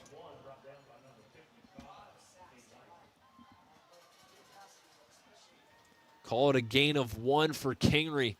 And this Eastern front 7, this defensive line, just really getting after Ethan Kingery in that Notre Dame backfield. Well, they really are, and a lot of their route combinations are a little bit deeper style routes, and right now the protection's just not good enough to let them unfold. Let's see if Notre Dame can come up with some play calling that allows their athletes to get it in space. Kingery to roll to his left on 2nd down. Pass intended for Archie West is incomplete. 3:42 to go till half, and that's 3rd down and 9. That's what we've seen when they've tried to go to a shorter passing game. Carson, they've tried to use the design rollout just to try to offset some of that pass rush. And when they've done that, quarterback receivers just haven't been able to hook up. They've had some opportunities, just haven't been able to get on target.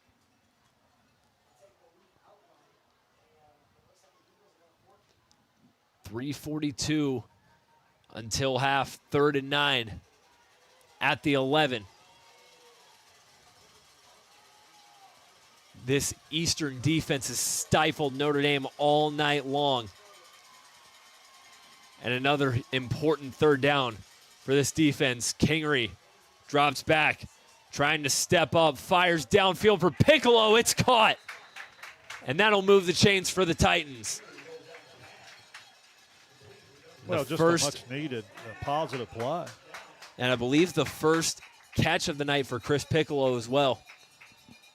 Yeah, that's actually their first completed pass of the evening. Cassidy was 0 of 3 with the interception, and then Kingery had missed on his first 5 attempts before hitting Piccolo there for 14. 3:20 remaining, 1st and 10 at the 27 for Notre Dame. Twins on either side of Ethan Kingery. McGraw in the backfield to his right. 1st and 10, Kingery drops back, taking a shot downfield for Cassidy, and it is through his hands, incomplete. Kingery underthrew it maybe just a little bit. Cassidy, with a great adjustment, just bobbles it right through his hands. Yeah, I thought it was a pretty well-thrown ball, and it was tough. Give Peters a lot of credit because he was there just enough to kind of maybe get the hands into the eyesight of Cassidy, but pretty deep ball. You certainly see the arm strength and the capabilities of Kingery. Keep in mind, this young man hasn't played live football in how long now? Since week 1. Yeah, so I mean, that was a really, really well-thrown ball for the most part, and give a lot of credit to the coverage there to do just enough to break it up. Exactly 3 minutes remaining here in the first half. 2nd and 10 at the Notre Dame 27. Bunch set on the near side. Kingery dropping back again. He's under pressure. Pass complete to McGraw, but he takes a big hit from Carson Peters on the catch. McGraw able to haul it in, but Peters was right there to stop him before he could get any further. Call it a gain of 3, 3rd and 7 with 2:36 left. Another 3rd down play coming up. Notre Dame able to move the chains earlier in this drive. First time they've been able to do so, I believe, since that opening drive. Connor Estep will enter the game on offense for the Titans. Play clock's got to be getting close. The official puts it up for 5 seconds there. They got to go a little bit, and good job of Notre Dame recognizing from the sideline. Looked like a little confusion either in play call or personnel, Carson. They were a little slow getting to the huddle. Once the official put that hand up representing 5 seconds, Notre Dame coaching staff did a good job of getting the timeout. Head coach Bob Boldman burning his first timeout of the night. This is a Notre Dame team who came into this game riding high, firing on all cylinders. So far, they've just ran into an immovable force in this Eastern defense. Well, the Eastern defense has really found itself over the last month. If you go back to early in the year, I think that's the thing.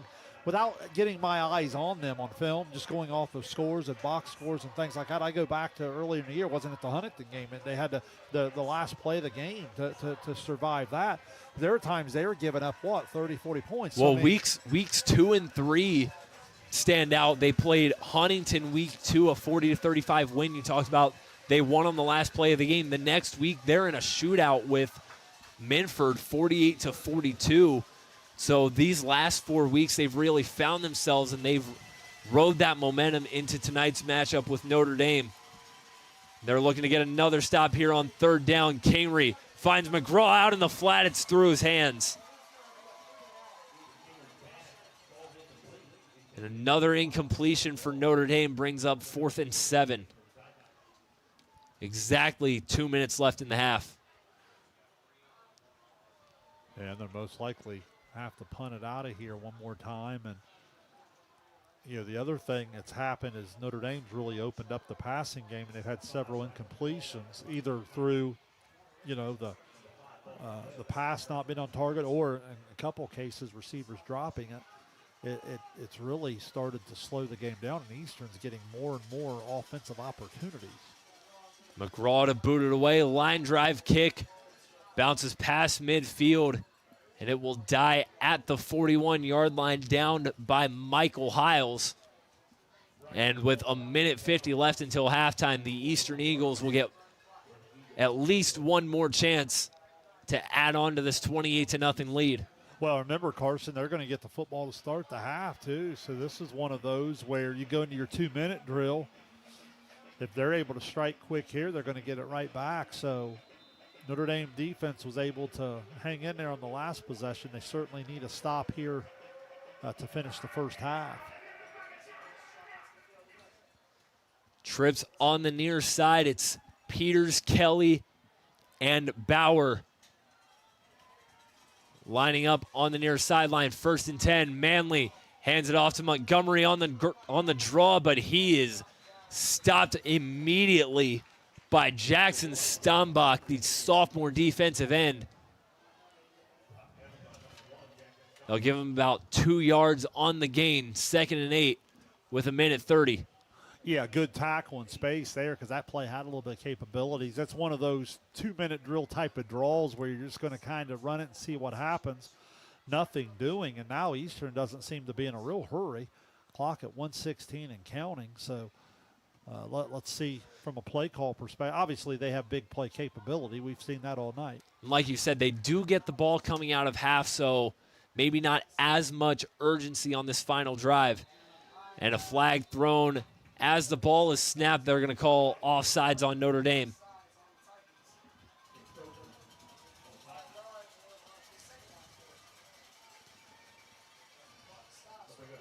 Five yards closer now, and let's see if they can get this first down across midfield and still have 45-plus seconds. I would think the aggressiveness of Eastern will pick up a little bit.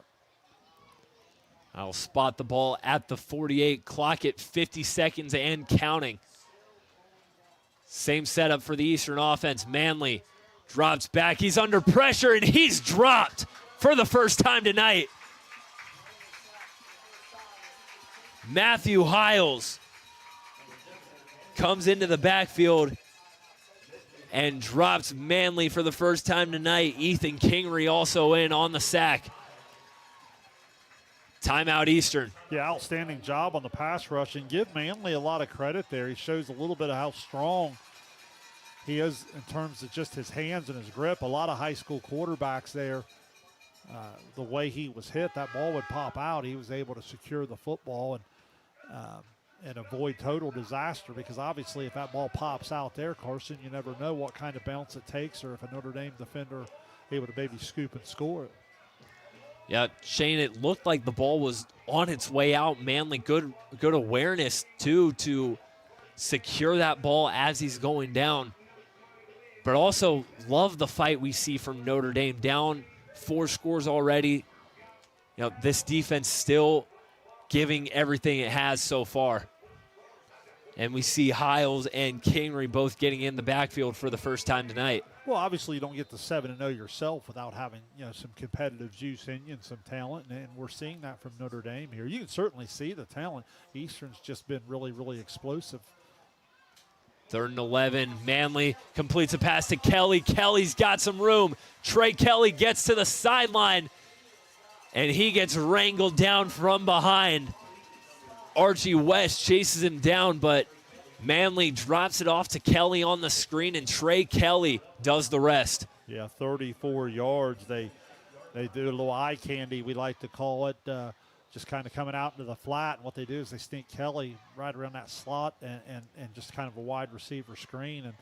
And once they put it in his hands, he's obviously dynamic in the open field. So at 34 yards, all the way down now to the 26 is where they got it spot. Plenty of time for Eastern to play a little add-on. 26 seconds remaining in the first half. 1st and 10 at the 26 for the Eagles. Benjamin Bauer motioning. Come back out to the right side. Manley rolling out. Looking downfield, taking a shot for Peters in the end zone. It's through the hands of the cornerback, Keegan Fowler, incomplete. Yeah, nice job defensively there and by Fowler.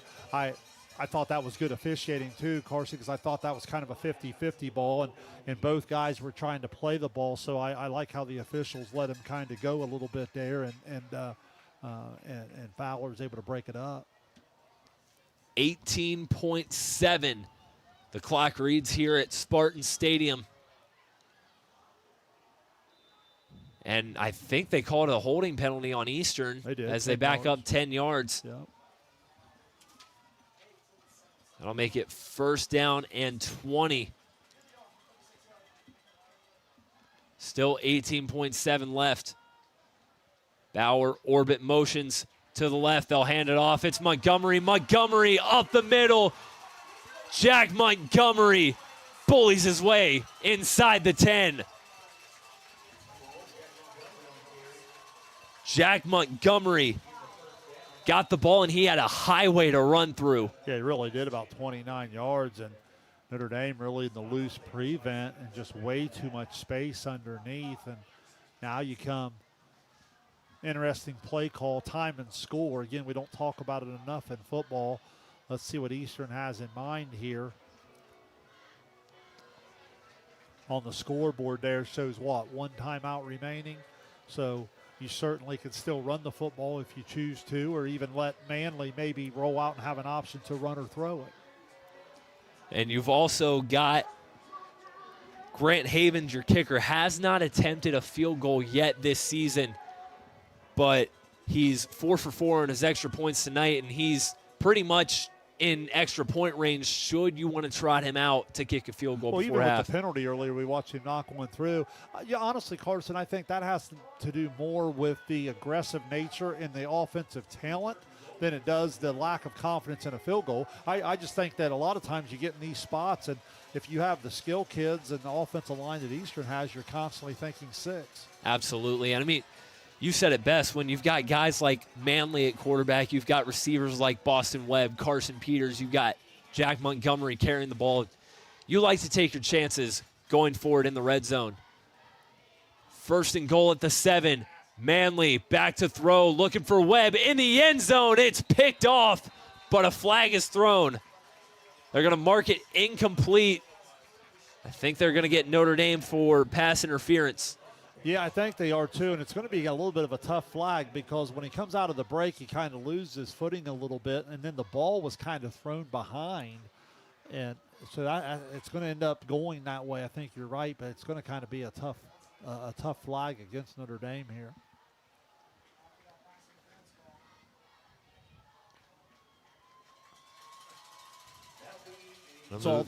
Sorry, Carson, go ahead. No, I was just going to say that'll move Eastern even closer. They'll say about half the distance, put him down at the 5. Didn't you feel like with it being on the far side, it was kind of hard for us to tell, but it looked like he lost a little footing out of the break, and then when the ball was low and behind, I felt like the defensive back certainly made a little contact, but was playing the football. 6 seconds remaining here in the first half. First and goal at the 3. And another flag will be offsides against Notre Dame.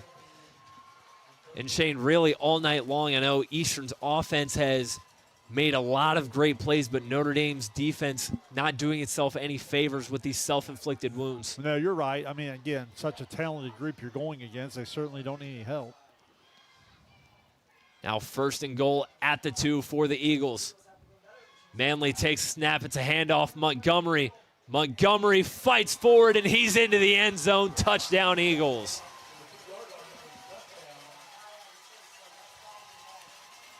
Jack Montgomery adds to the offensive firepower for Eastern in the first half as time expires. Good physical run, and the timeout is so important there too, because you have the confidence to run the football knowing that if you get stuffed right away, you can use that timeout. No time remaining on the clock. Havens will kick the extra point to make it 35-0. Jack Montgomery punches it in from 2 yards out. High snap, good hold. And Havens' kick splits the uprights again. He's 5 for 5 on his extra points tonight. And that brings us to halftime from historic Spartan Municipal Stadium. The Eastern Eagles had their names written all over this one. 35-0, your halftime score. Eastern in front of Notre Dame. We'll step aside. We'll have our halftime performances from the school marching bands, and we'll talk about the first half. When we come back, you're watching Ohio High School football on Southern Ohio Sports Authority, presented by Ohio Health. Are you looking for the best deals on quality used trucks and cars? Great news. Chillicothe Truck has what you're looking for. Choose from a wide selection of makes and models. All vehicles undergo a detailed multi-point inspection and extensive reconditioning before hitting the lot. Our friendly team offers a no-pressure sales experience, ensuring you find the perfect vehicle to fit your needs. Plus, you can customize your ride with our extensive range of truck accessories, from bed covers to lift kits. Stop by 173 Rennick Avenue in Chillicothe or call us today at 740-773-8782 to get started right now. Kimberly. Tons of practice. One chop away from a black belt. 7 of the best sidekicks. And 5 years since her cancer diagnosis at Ohio Health.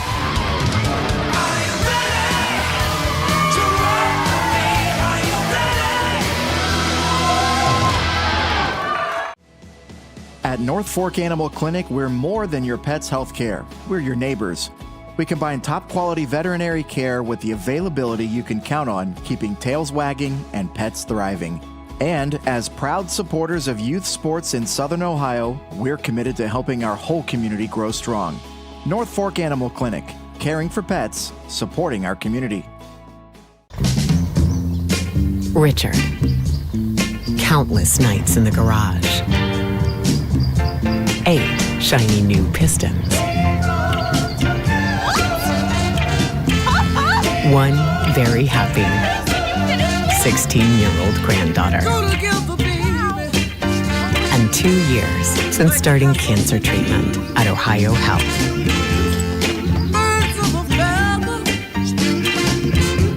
Since 1853, Tomlinson Insurance has been protecting families, farms, and businesses in our community. As an independent agency, we offer personalized coverage for your auto, home, farm, and business.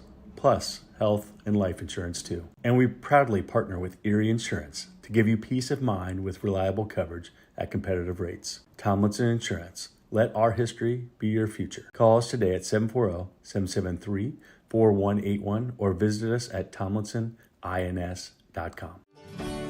Rathkamp Financial is a comprehensive financial services firm committed to helping our clients improve their long-term financial success. Our customized programs seek to grow, protect, and conserve our clients' wealth by delivering personalized service and expertise. Securities and advisory services offered through LPL Financial, a registered investment advisor, member, FINRA SIPC. Please call us at 740-775-1040 to schedule a consultation. At Chillicothe Comfort Heating and Air, your comfort is our priority year-round. Whether it's blazing hot or freezing cold, we've got your back with fast, reliable service you can trust. Locally owned, honest, and done right the first time. We have financing options available for every budget as well as 60 months 0% interest. Call us today and feel the difference that comfort makes.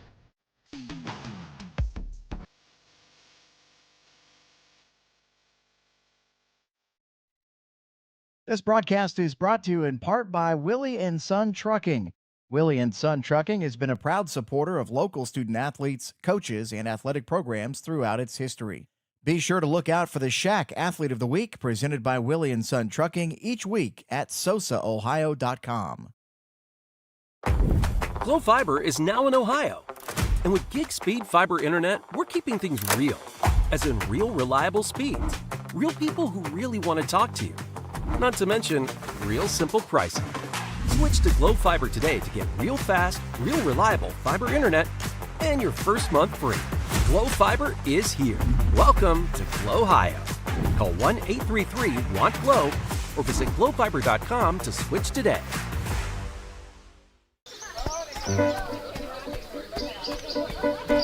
Mark. 6 months of training. 8 miles to go.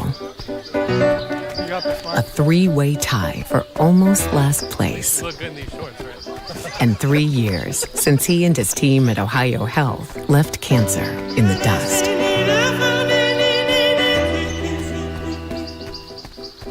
Experience the hometown Chevrolet difference. Check out our huge selection of Silverado trucks, Equinox SUVs, and the latest Chevy models. Priced to move and ready to hit the road today. Plus, with the Hometown Advantage, you get free oil changes for life and a 10-year, 150,000-mile limited powertrain warranty at no extra cost. That's real value and real peace of mind. Your Hometown Chevrolet is proud to be your trusted local dealer of new and pre-owned inventory, delivering unbeatable deals and top-notch service. Visit us today at 501 West Emmett Avenue in Waverly or start shopping online at yourhometownchevy.com. For 175 years, the Glockner name has stood for trust. Today, that promise continues. Every time your family turns the key. Generations have trusted us for one reason. We never stopped caring. From preschool drop-offs to road trips, you leave our service center knowing your family is in the safest hands possible. 175 years of social proof that this isn't just service. It's a promise from our family to yours.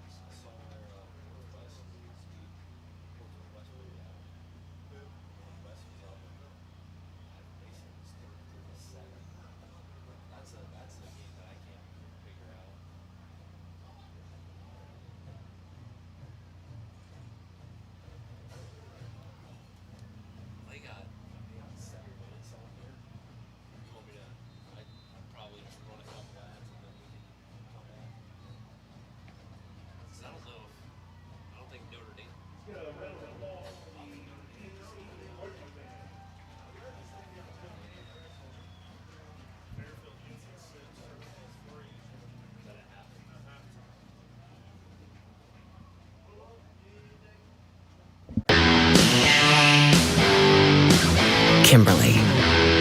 Tons of practice. One chop away from a black belt. 7 of the best sidekicks. And 5 years since her cancer diagnosis at Ohio Health.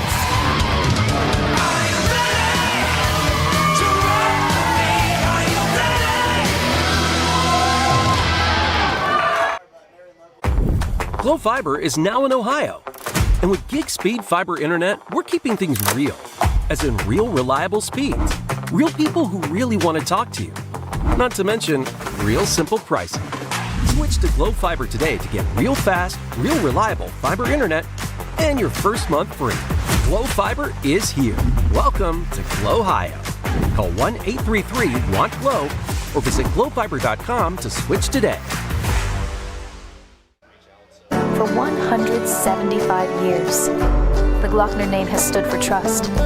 Today, that promise continues. Every time your family turns the key.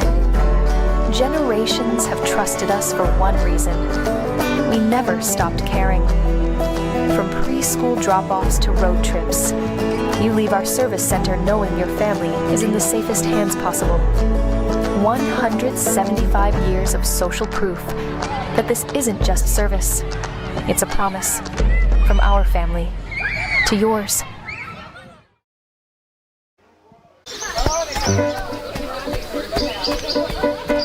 Mark. 6 months of training. 8 miles to go. A 3-way tie for almost last place. Look good in these shorts, right? And 3 years since he and his team at Ohio Health left cancer in the dust.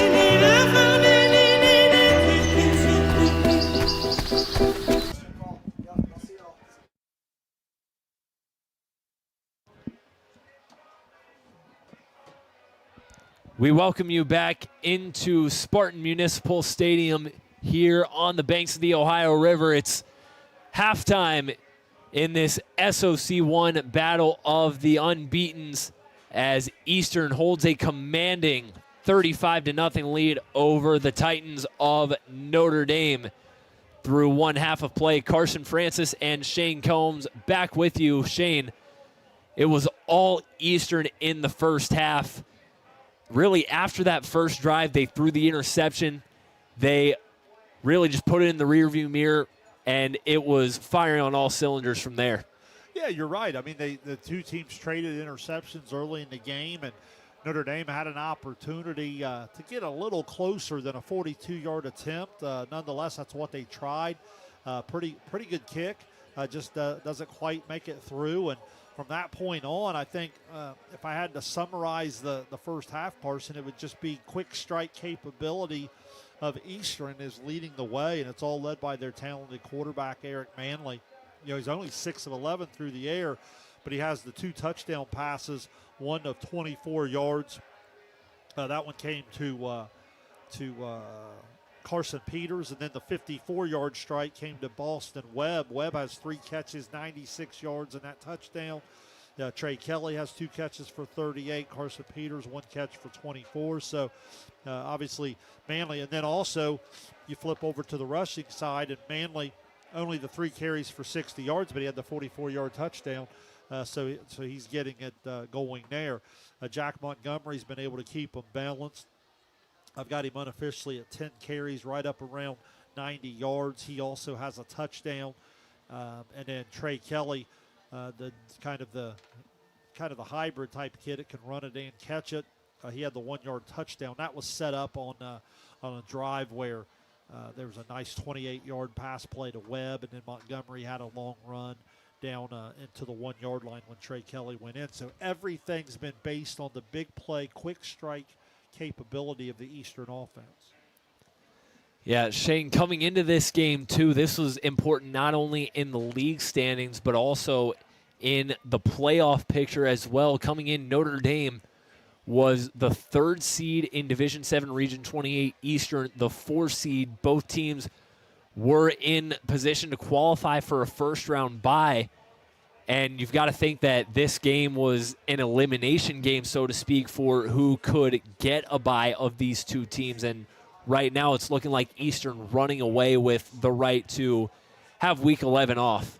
Yeah, you'll have to see how some of those points play out, and particularly that 3 through 7 mix when I was looking at those. But for Notre Dame, they had got off to a decent start. They were able to run the football, move the chains a couple times, and then I thought they got away from the run game a little bit, and then obviously the score got away from them, and that kind of had them open it up. I look at their stat sheet, and McGraw has 6 carries, 17 yards. Cassidy 6 carries, 17 yards, and then other than that, they've tried to go to the air, and they just haven't had a whole lot of efficiency. Cassidy was 0 of 3 with an interception. Kingery, 2 of 8 for just the 17 yards, and they had the one nice little rollout. Piccolo had the 14-yard catch. That was a first down conversion, but that's it. And they've been sacked 3 total times, and they just haven't been able to get a lot going, especially on first down, which has kind of had them playing second and long, third and long most of the first half. Yeah, looking at the bigger picture here, you talked about that 3 through 7 range in Division 7, Region 28. Obviously Marion Local, the top target in that region, longest winning streak in the state of Ohio. I think it's 70-something games at this point. Who are they playing tonight? Marion Local is playing Anna tonight. I think they're down at half. Are they really? I don't know if I might have not. Maybe I had that score backwards. I thought they were down 14. They've certainly had some close calls this year. Actually, that leads me to my next point. The number 2 seed in that region, St. Henry, is 6-1. Their only loss was to Marion Local by 7 points. Right. Like, this region is no joke when it comes to the top of this region. And you mentioned on the podcast with John earlier, this game could go a long way in determining Eastern, assuming they hold on, barring a Notre Dame miracle, they might get into the playoffs as a 2 or a 3 seed. They might not have to play Marion Local for that extra week when you get into regional play. And that's huge. Again, you're trying to advance as far as you can. Also, you start to, maybe manipulate your way into one of those higher seeds, and sometimes maybe you can avoid 1 or 2 of those powerhouse teams until into the later weeks. So certainly all in play here. All you can do is take care of business, task at hand, and Eastern is certainly looks on its way to doing that this evening. Yeah, and Shane, also to clarify from earlier, Marion Local trailing Anna 14-7 at the half. That's they play in the Midwestern Athletic Conference, shortened to the MAC. And I like to say this as a current OU student, but that's just peak MACtion that we got up there in Northwest Ohio. I'll give a shout out to Brad Powers. He's a good follow there on the X. He's got the Anna 14 Marion Local 7, says streak in jeopardy again. So kind of like echoing what you're talking about, like, obviously that team is everybody's bullseye type of game. Absolutely. So they're used to that. They've been there, done that, and we'll see how they respond here in the second half. Going forward for both of these teams, as I mentioned earlier, Eastern will finish out the year with a home game next week against South Gallia, and they'll travel to Greene on a Thursday night in Week 10 to finish out the regular season. Meanwhile, this is Notre Dame's final home game. They're on the road for the next 2. They're at Sims Valley and at Sciotaville East to round out the regular season. As this game all but determining the SOC 1 winner should determine the SOC 1 winner, at least give the winner of this game the driver's seat for the conference title. Well, no question. And Notre Dame still has a couple opportunities to win a couple games down the stretch. And I think next week, you're beating a team that's going to come in, if you're able to beat a team that comes in, probably 7-1, 7-1 in the Week 9, and will probably go on to win in Week 10. So, you know, there's certainly some points out there to gain still, even for Notre Dame, if they're unable to come back here this evening. Second half about to get underway from Spartan Stadium. Notre Dame will kick off to Eastern. Remember, Eastern won the opening coin toss. They deferred to the second half, so this is Notre Dame's first kickoff of the night. The running clock will be in play as the 35-point margin has been reached. Coleman Schaefer to boot it away for the Titans. Boston Webb backtracks, fields it at the 14. Webb trying to make something happen, gets tackled past the 20 by a trio of Notre Dame Titans. Connor Estep, as well as Chris Piccolo, and that was Billy Shannon, all in on the tackle, and the second half from Spartan Stadium is underway. Yeah, they decided to go and kick it deep to him there, but the difference was they were able to pin him up against the sideline, and the coverage team was down there up to the task. Eric Manley back out for the Eastern offense.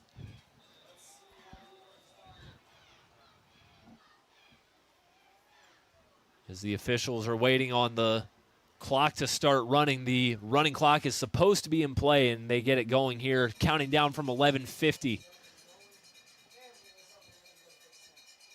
Single back set for the Eagles. Manley hands it off to Montgomery.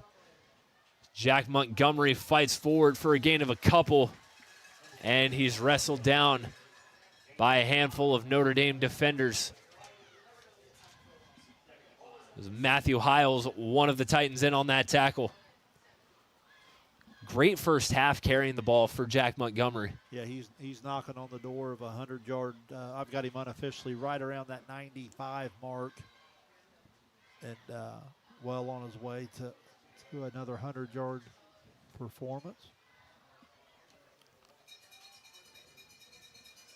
Second down and 5 at the 28, 11 minutes left. Manley to throw on second down, pass complete to Boston Webb. Webb got past the tackle of Connor Estep, but gets tripped up. Picks up the first down, however.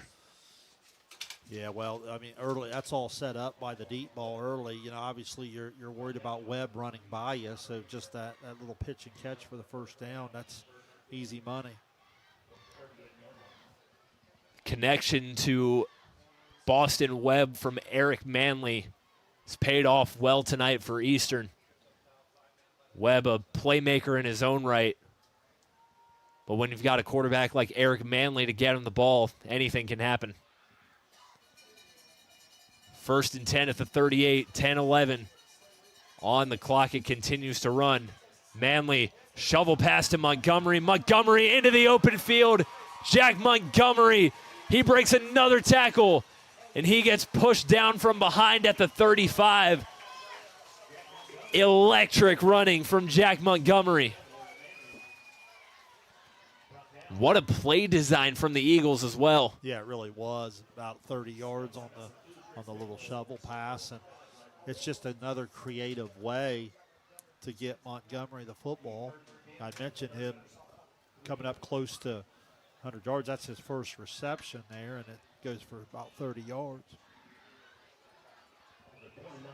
I'll make it first and 10 now at the 33, 9:21. Reads the clock here at Spartan Stadium.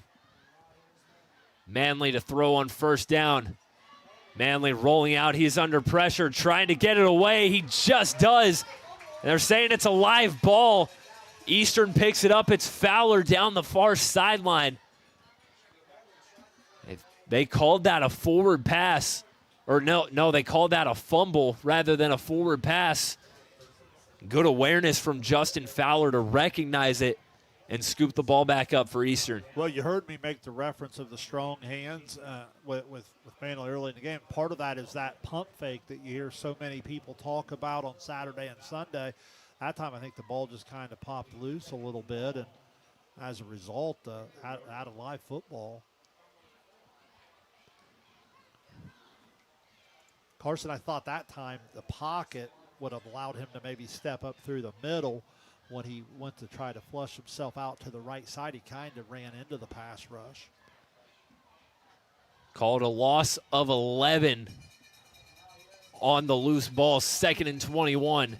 8:10 remaining. Manley drops back and the play's blown dead.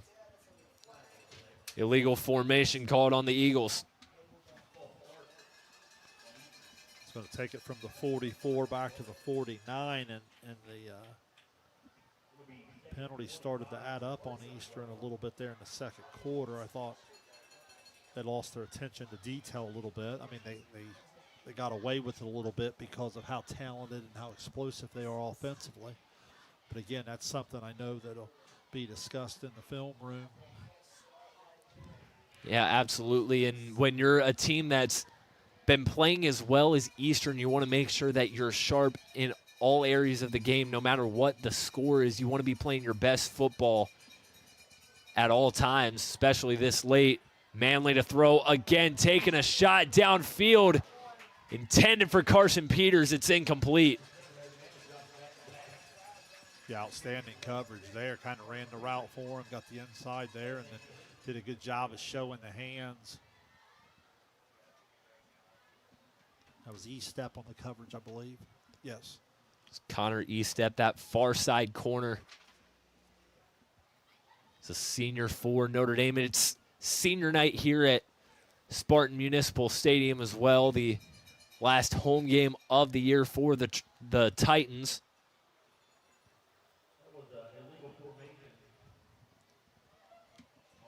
Penalty backs Eastern up 5 yards. It'll be 3rd and 26 for the Eagles at the 49. Fowler in motion. Here's a screen pass to Trey Kelly. Kelly trying to work up the middle of the field. Trey Kelly into the open field. Trying to break free. Kelly dives at the goal line. We await the call.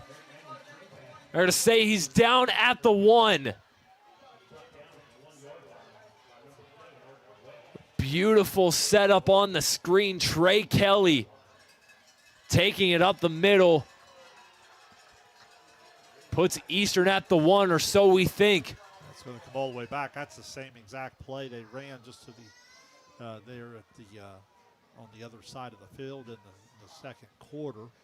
This one's going to come all the way back. That was a great effort down on the goal line. I think the knee was down. He was fortunate he didn't fumble it through the end zone, but it's not going to matter anyway because it's going to come back. Timeout Eastern, 5:35 remaining here in the third quarter.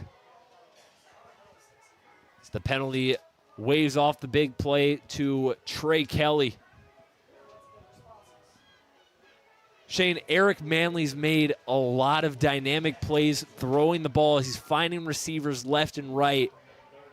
How have you seen Manley stay composed, stay collected, and be able to dish out the wealth to a lot of different guys tonight?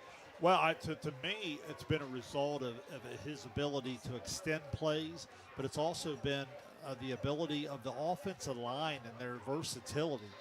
This offensive line gives them an opportunity to really travel well into weeks 11, 12, 13, whatever it may be in playoff football, because they can get physical in the run game, but they can also show some athleticism in the passing game, and then like on plays like that, the screen game. 3rd and long again for the Eagles. Manley to throw, taking a shot downfield for Webb, and one-on-one coverage right in the breadbasket. Boston Webb hauling it in on the sideline. Beautiful toss from Manley. Yeah, just you can't throw it any better. Just a beautiful, beautiful ball and good concentration from Webb to haul it in. And again, Manley just showing off the entire arsenal and all the different types of throws he can make. Ball spotted at the 11, 1st and 10, 4:40 left in the third quarter.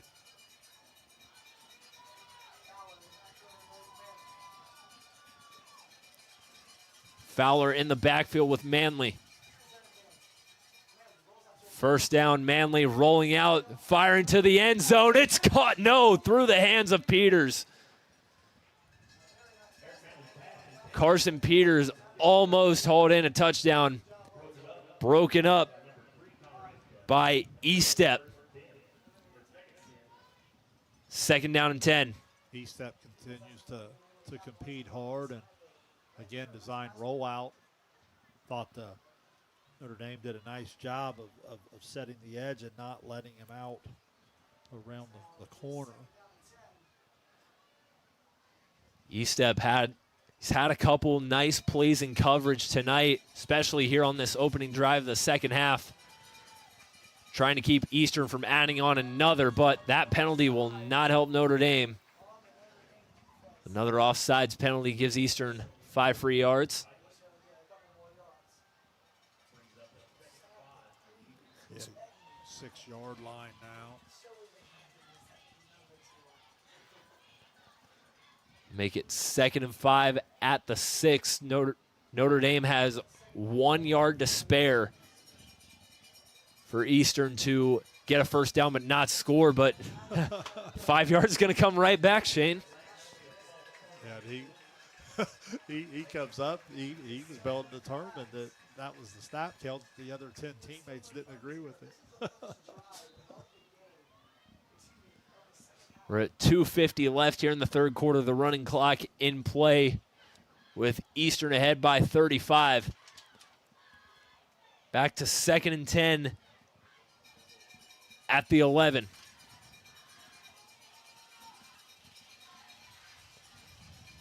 Jack Montgomery back in the backfield. They'll hand it off to him on 2nd down. Montgomery, stiff arms, and he's into the end zone with authority. Jack Montgomery flexing his muscles on his way to an 11-yard touchdown run. Yeah, 11-yard touchdown, going to take him up over the century mark, and that's the 2nd time tonight he finds the end zone. And we'll see if that's the end of the evening for him with the running clock is it's most likely going to be into the 4th quarter by the time Eastern has the football again. Havens out for the extra point. He's 5 for 5 on the night. Season high was 7 for 7 in week 4. And he's 6 for 6 tonight, as that one puts it at 42-0 in favor of the Eagles. The 11-yard touchdown carry from Jack Montgomery does the job, tacks on another.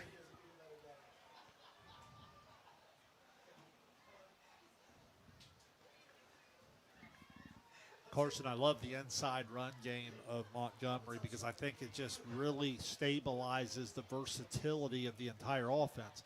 His ability to run it, say, 15 to 20 times a night, and especially if he's able to do it at the efficiency he has tonight from over 100 yards.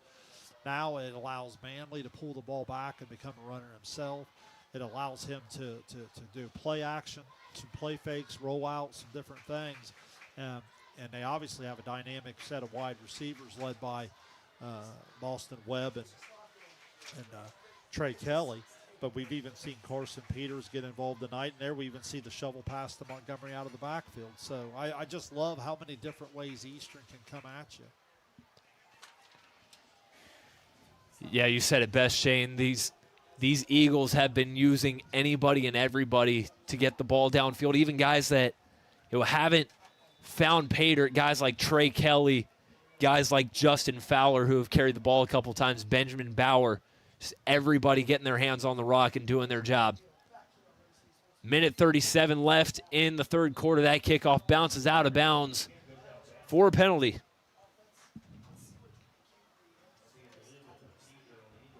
That'll spot Notre Dame at their own 35. Their first drive of the second half begins with only a minute and 37 seconds left in the third. I also think Bronson Keller, Brewer Tomlinson, Cade Weiss, Mason Cater, Braylon Beekman, they up front there on that offensive line, they've just been terrific. I mean, I think Montgomery would be the first to tell you that there's times he's taken a handoff and hasn't been touched in the first 5 to 10 yards of some of his runs. Notre Dame taking the field for the first time in the second half. Luke Cassidy back under center taking the snaps for the Titans. And we have another timeout called by Eastern before we can have that. And we will briefly take it with them. Minute 20 remaining here in the third quarter. You're watching Ohio High School football on Southern Ohio Sports Authority, presented by Ohio Health. Wendy's has new chicken tenders. Crispy, juicy, tendery tendies. Ooh, that's fun to say. Tendies, tendies, tendies. And they're so good, maybe we should change our... For tendies you're gonna know by name, gotta be Wendy's. 42-0 in favor of the Eastern Eagles. Your score with a minute 20 left in the third quarter here at Spartan Municipal Stadium. Notre Dame gets set for its first drive of the second half. This battle of unbeatens, it was one of 4 such games around the state of Ohio tonight. And it looks like this one well on its way to going in favor of the Eastern Eagles. Week by week, Carson, as that list of unbeaten starts to dwindle, I think it just shows you how hard, I don't care what sport it is, I don't care who you play, how hard it is just to win every single game.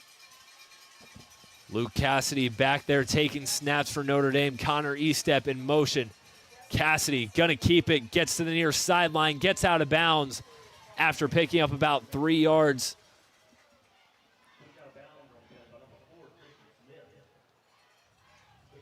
Chased out of bounds by a pair of Eastern defenders. Under 45 seconds left here in the third.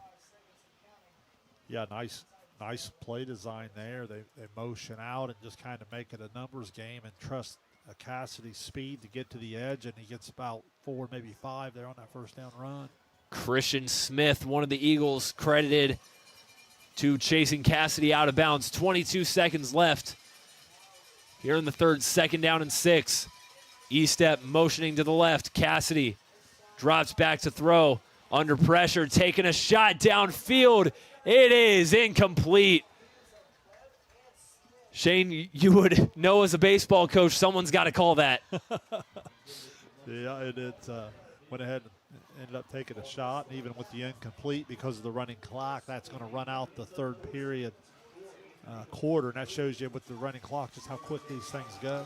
3 quarters down, 1 to go from Spartan Municipal Stadium. The Eastern Eagles are 12 minutes away from going 8-0. You're watching Ohio High School football on Southern Ohio Sports Authority, presented by Ohio Health. For 175 years, the Glockner name has stood for trust. Today, that promise continues. Every time your family turns the key. Generations have trusted us for one reason. We never stopped caring.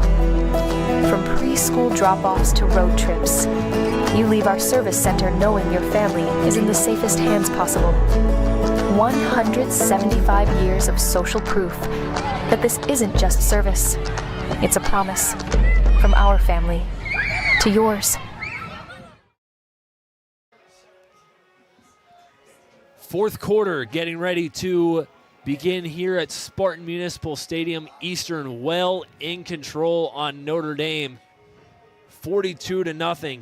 Your score as the Titans face a 3rd and 6 as we begin the fourth quarter here at the former home of the NFL's Detroit Lions. The Portsmouth Spartans, hence the name Spartan Municipal Stadium, called this stadium their home from 1928 to 1933. And they moved to Detroit in 1934 to become who we now know as the Detroit Lions. The rest is history. Always nice when you got a little bit of history behind one of these venues in this part of the state. Here's a 3rd down carry to McGraw, and he gets a couple yards, but he runs right into a pile, 4th down. Looked like to me they might have left the huddle with 12, but maybe in this time and score, officials not worried about it. Called a gain of about 3 on the carry from Bryce McGraw. 4th down for Notre Dame. And likely the last chance for their offense to stay on the field. The Eastern crowd made the trip down from Pike County, and they are getting loud with their cowbells for one more stop. 4th and 3. Cassidy back to pass. He's flushed, trying to scramble. He's going to do it himself. Gets the first down, and he goes out of bounds past midfield. Cassidy improvising on the scramble. Gets Notre Dame into enemy territory. Yeah, he obviously has the ability to do that. We watched the speed early in the game. They had some success on the ground with McGraw on the inside and then Cassidy keeping it a little bit. Cassidy certainly has an extra gear that he can go to, and that time the field opened up for him a little bit, and he certainly adds that dimension. Coming up on 10 minutes left in the game. 1st and 10 for Notre Dame at the 48. Cassidy going to keep it himself. Fakes the give to McGraw. Cassidy's got some room. Luke Cassidy breaking free. Wrestled down from behind at the 15. Luke Cassidy showing off the speed. We've seen it all year long. And he shows off once more. 552 rushing yards on the season coming into tonight. Yeah, gets 33, I believe it is there, and I just like that he's still competing hard, and that Notre Dame's trying to put some points on the board. Again, you're just trying to get a little momentum for next week. You still have a lot to play for ahead of you in terms of maybe still a bye or at least a first-round home game. 1st and 10 at the 15, 9:09 remaining. Cassidy hands it off to McGraw. McGraw stuffed after a short gain on the carry. Fowler, one of the Eagles, in on that tackle. Justin Fowler's had an outstanding night on the defensive side of the ball. We've been saying his name a lot when it comes to guys just bowing down and making stops for Eastern. Yeah, really been impressed defensively with the way they haven't had to walk extra people up to the line of scrimmage to get that run game under control. It's really made it difficult for Notre Dame to throw the football as well. 2nd and 9 from the 14, 8:25 remaining. Cassidy throwing. That pass is caught down the middle by Chris Piccolo. They're going to give him the first down.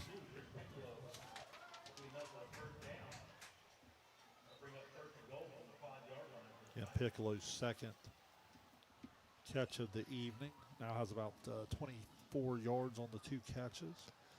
Now Ethan Kingery will come back into the game for Notre Dame.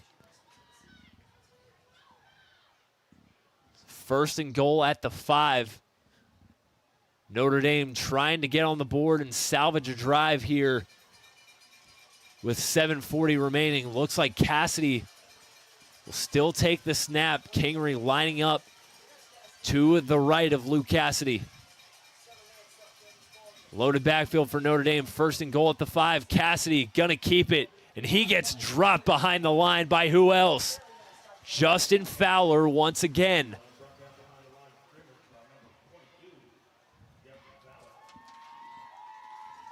Justin Fowler, only 5'7", 165, but playing that defensive end position like one of the best in the game. Well, he's just fearless. He's quick. He understands, has a nose for the ball. And, you know, when you look at Notre Dame, utilizing Kingery and Cassidy together, I think this is something that they're really going to unpack in the next couple weeks and going into the postseason, figure out a way. Obviously, they're 2 really good athletes, and they're going to be better with both of them on the field. It's just a matter of figuring out how you want to use them, and I'm sure they'll figure it out. Loss of 1 on the carry. 2nd and goal from the 6. 6:35 left in the ball game. Cassidy fakes the give, dropping back. He's got McGraw open in the flat, stops short of the goal line. Carson Peters right there to make the tackle on the catch. 3rd and goal. That's a little bit of what we're talking about right there. I like the formation, and I like the ability to get a little misdirection and throw it back and all the way down inside the 5 here. If you're Notre Dame, just from a competition standpoint, you'd like to get this ball in the end zone. Under 6 to play here in Portsmouth. 3rd and goal at the 2.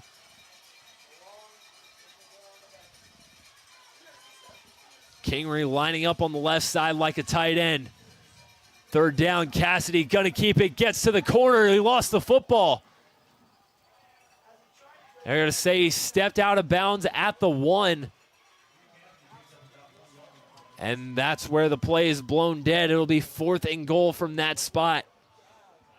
Yeah, he tried to reach it out, and like you said, he just about fumbled it through the end zone, which has obviously been a disaster. But remember, this Eastern defense had a goal line stand last week it was 1st and goal from the 1. Obviously, this 4th down stretch, again, with the strength in the middle, I just think you're going to have a hard time getting it between the tackles. Let's see if Notre Dame tries to get something to the edge. The right side, the far side would be your open side.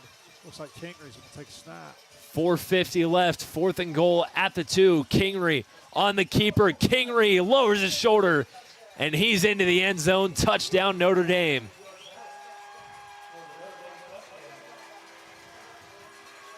Ethan Kingery's first game back from injury.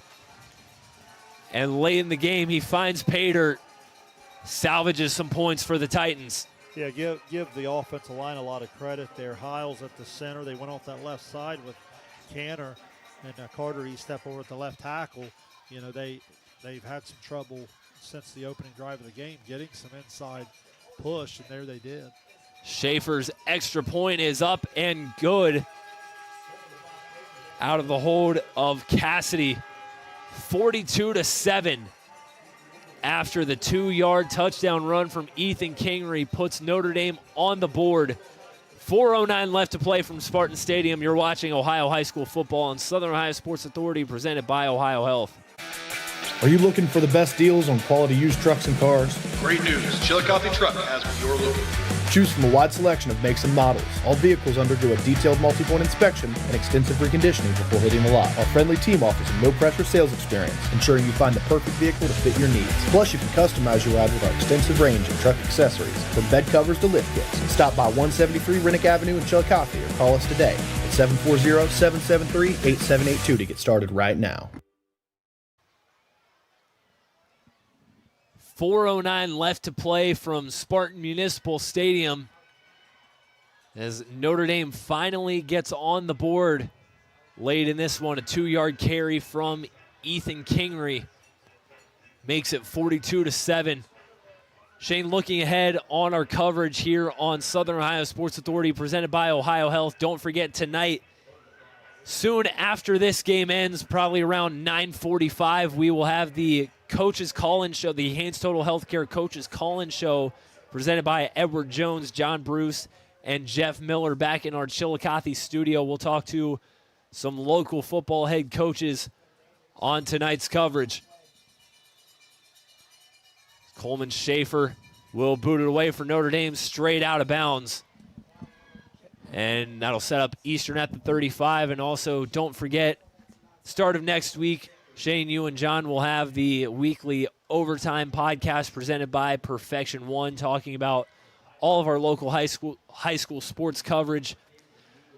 I imagine it'll be a big show for you guys this week with the volleyball tournament getting underway starting next week, as well as soccer. That's right. And speaking of the volleyball tournament, it looks like Dewey and our first stop will be in Division III. Unioto, the top seed, is awaiting the winner of Athens and Miami Trace.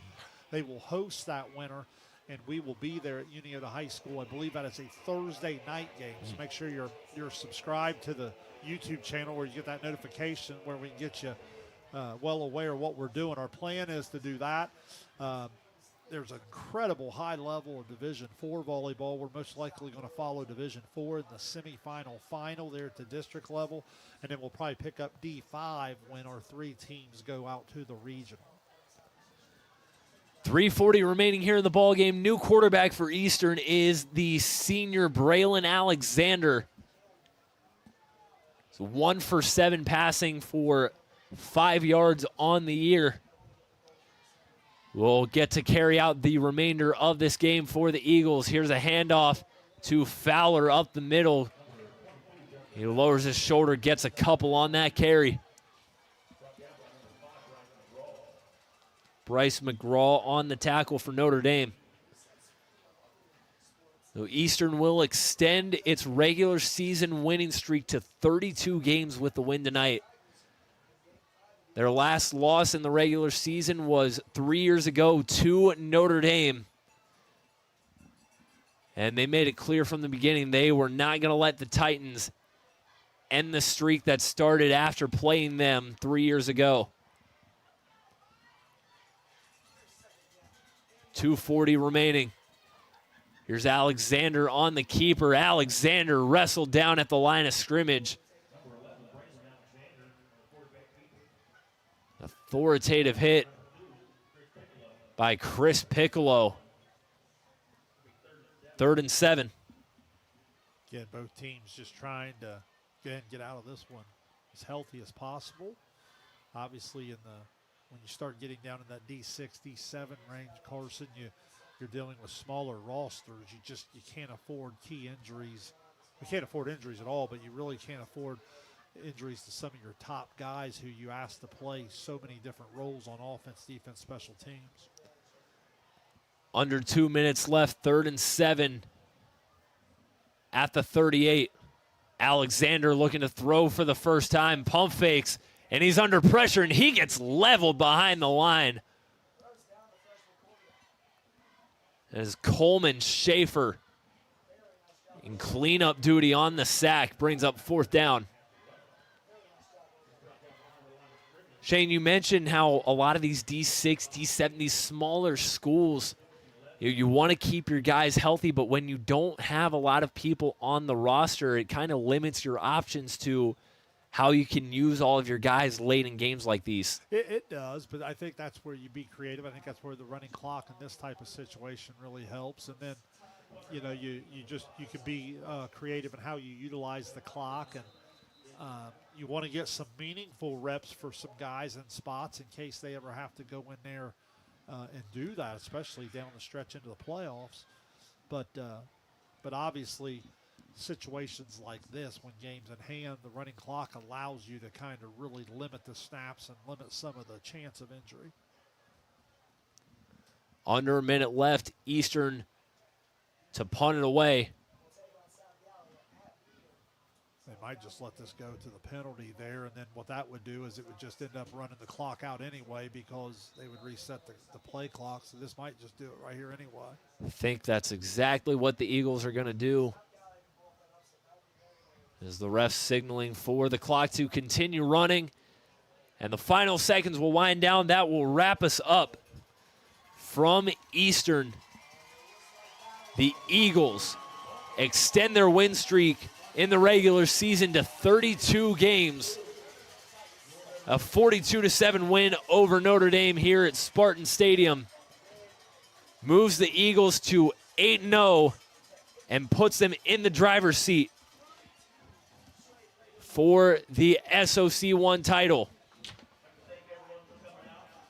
We'll step aside and give our final thoughts on the game when we return to Spartan Municipal Stadium. You're watching Ohio High School football on Southern Ohio Sports Authority, presented by Ohio Health. Kimberly. Tons of practice. One chop away from a black belt. 7 of the best sidekicks. And 5 years since her cancer diagnosis at Ohio Health.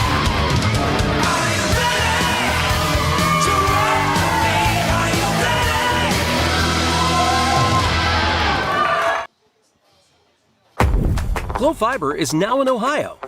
And with gig speed fiber internet, we're keeping things real. As in real reliable speeds. Real people who really want to talk to you. Not to mention, real simple pricing. Switch to Glo Fiber today to get real fast, real reliable fiber internet and your first month free. Glo Fiber is here. Welcome to Glo Ohio. Call 1-833-WANT-GLO or visit glowfiber.com to switch today. Once again from Spartan Municipal Stadium here in Portsmouth, your final score, the Eastern Eagles 42, the Notre Dame Titans 7. The Eagles are 8-0 on the season. Notre Dame suffering their first loss. They fall to 7-1 after their best start to the regular season in 25 years when they went 10-0 in 2000. Carson Francis and Shane Combs back with you tonight from Portsmouth. Shane, your final thoughts on this commanding, dominating, whatever superlative you want to use to describe this win for Eastern? Well, I think the stat sheet shows the balance. You know, when you look at the quarterback, Eric Manley, you know, he's up over 200 yards passing, a couple touchdowns. He has the 60 yards rushing and a touchdown. But then from the running back position, Montgomery up over the century mark with a couple scores. And then I love the versatility of Trey Kelly, the big play capability of Boston Webb. Even Carson Peters got involved. That offensive line was big time tonight. And then I thought the defense was up to the task. And then the special teams perfect on the PACT. So just check every aspect of it all as you go down through it. For Notre Dame, I think they'll be fine. I think they ran into a really good football team tonight. I think some of great opportunity ahead of them to still play into the postseason and maybe even play one here on their home field. Yeah, for Eastern, they wrap up the regular season again with South Gallia at home next week. It's not going to be an easy task. They came into Notre Dame a couple weeks ago and forced a shootout. They've played some really tough competitions against each other over the years. South Gallia, not an easy out by any means. So Eastern not getting off easy next week after a great win here at Notre Dame. Well, again, as long as this Eastern defense is playing at this level, that offensive line gives those skilled kids such an opportunity to be successful. It's going to take a really complete football team to knock this team off, and we very well might be all the way into week 12 or 13 before we find one that can do that. And for Notre Dame, they'll look to bounce back next week. No rest for the weary. They travel to Sims Valley before closing out the regular season against Sciotoville East, both of those on the road. Big game for Notre Dame next week. I mean, obviously, you'll be highly favored in week 10 there, but when you look into week 9, that's a big game for both of those teams. Sims Valley's a young football team that's had a great year. You know that they're looking for kind of a signature win to try to really gain some points. If you're Notre Dame, you want to bounce back. I feel like at 8-2, you still probably get in, but not nearly where you want. If you can get the 9-1, if you're Notre Dame, then I really feel like even if you are not in that top 4, you'll certainly be in that 5-8 Absolutely. for a home game.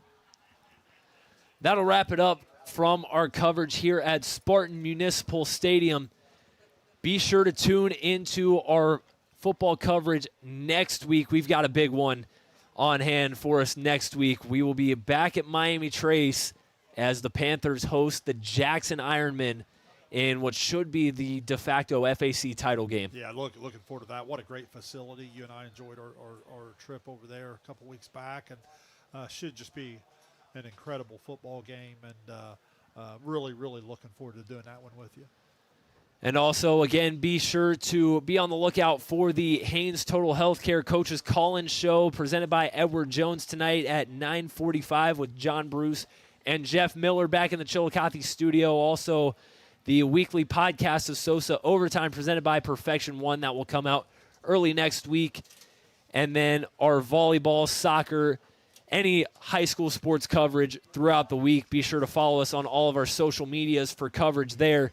And check out our website, sosaohio.com, for any local news regarding Southern Ohio high school sports as well. One final time from Spartan Municipal Stadium, from Kenneth Hay, our cameraman, and Shane Combs, I am Carson Francis. We thank you for tuning in to tonight's presentation of Ohio high school football on Southern Ohio Sports Authority, presented by Ohio Health. Enjoy the rest of your evening.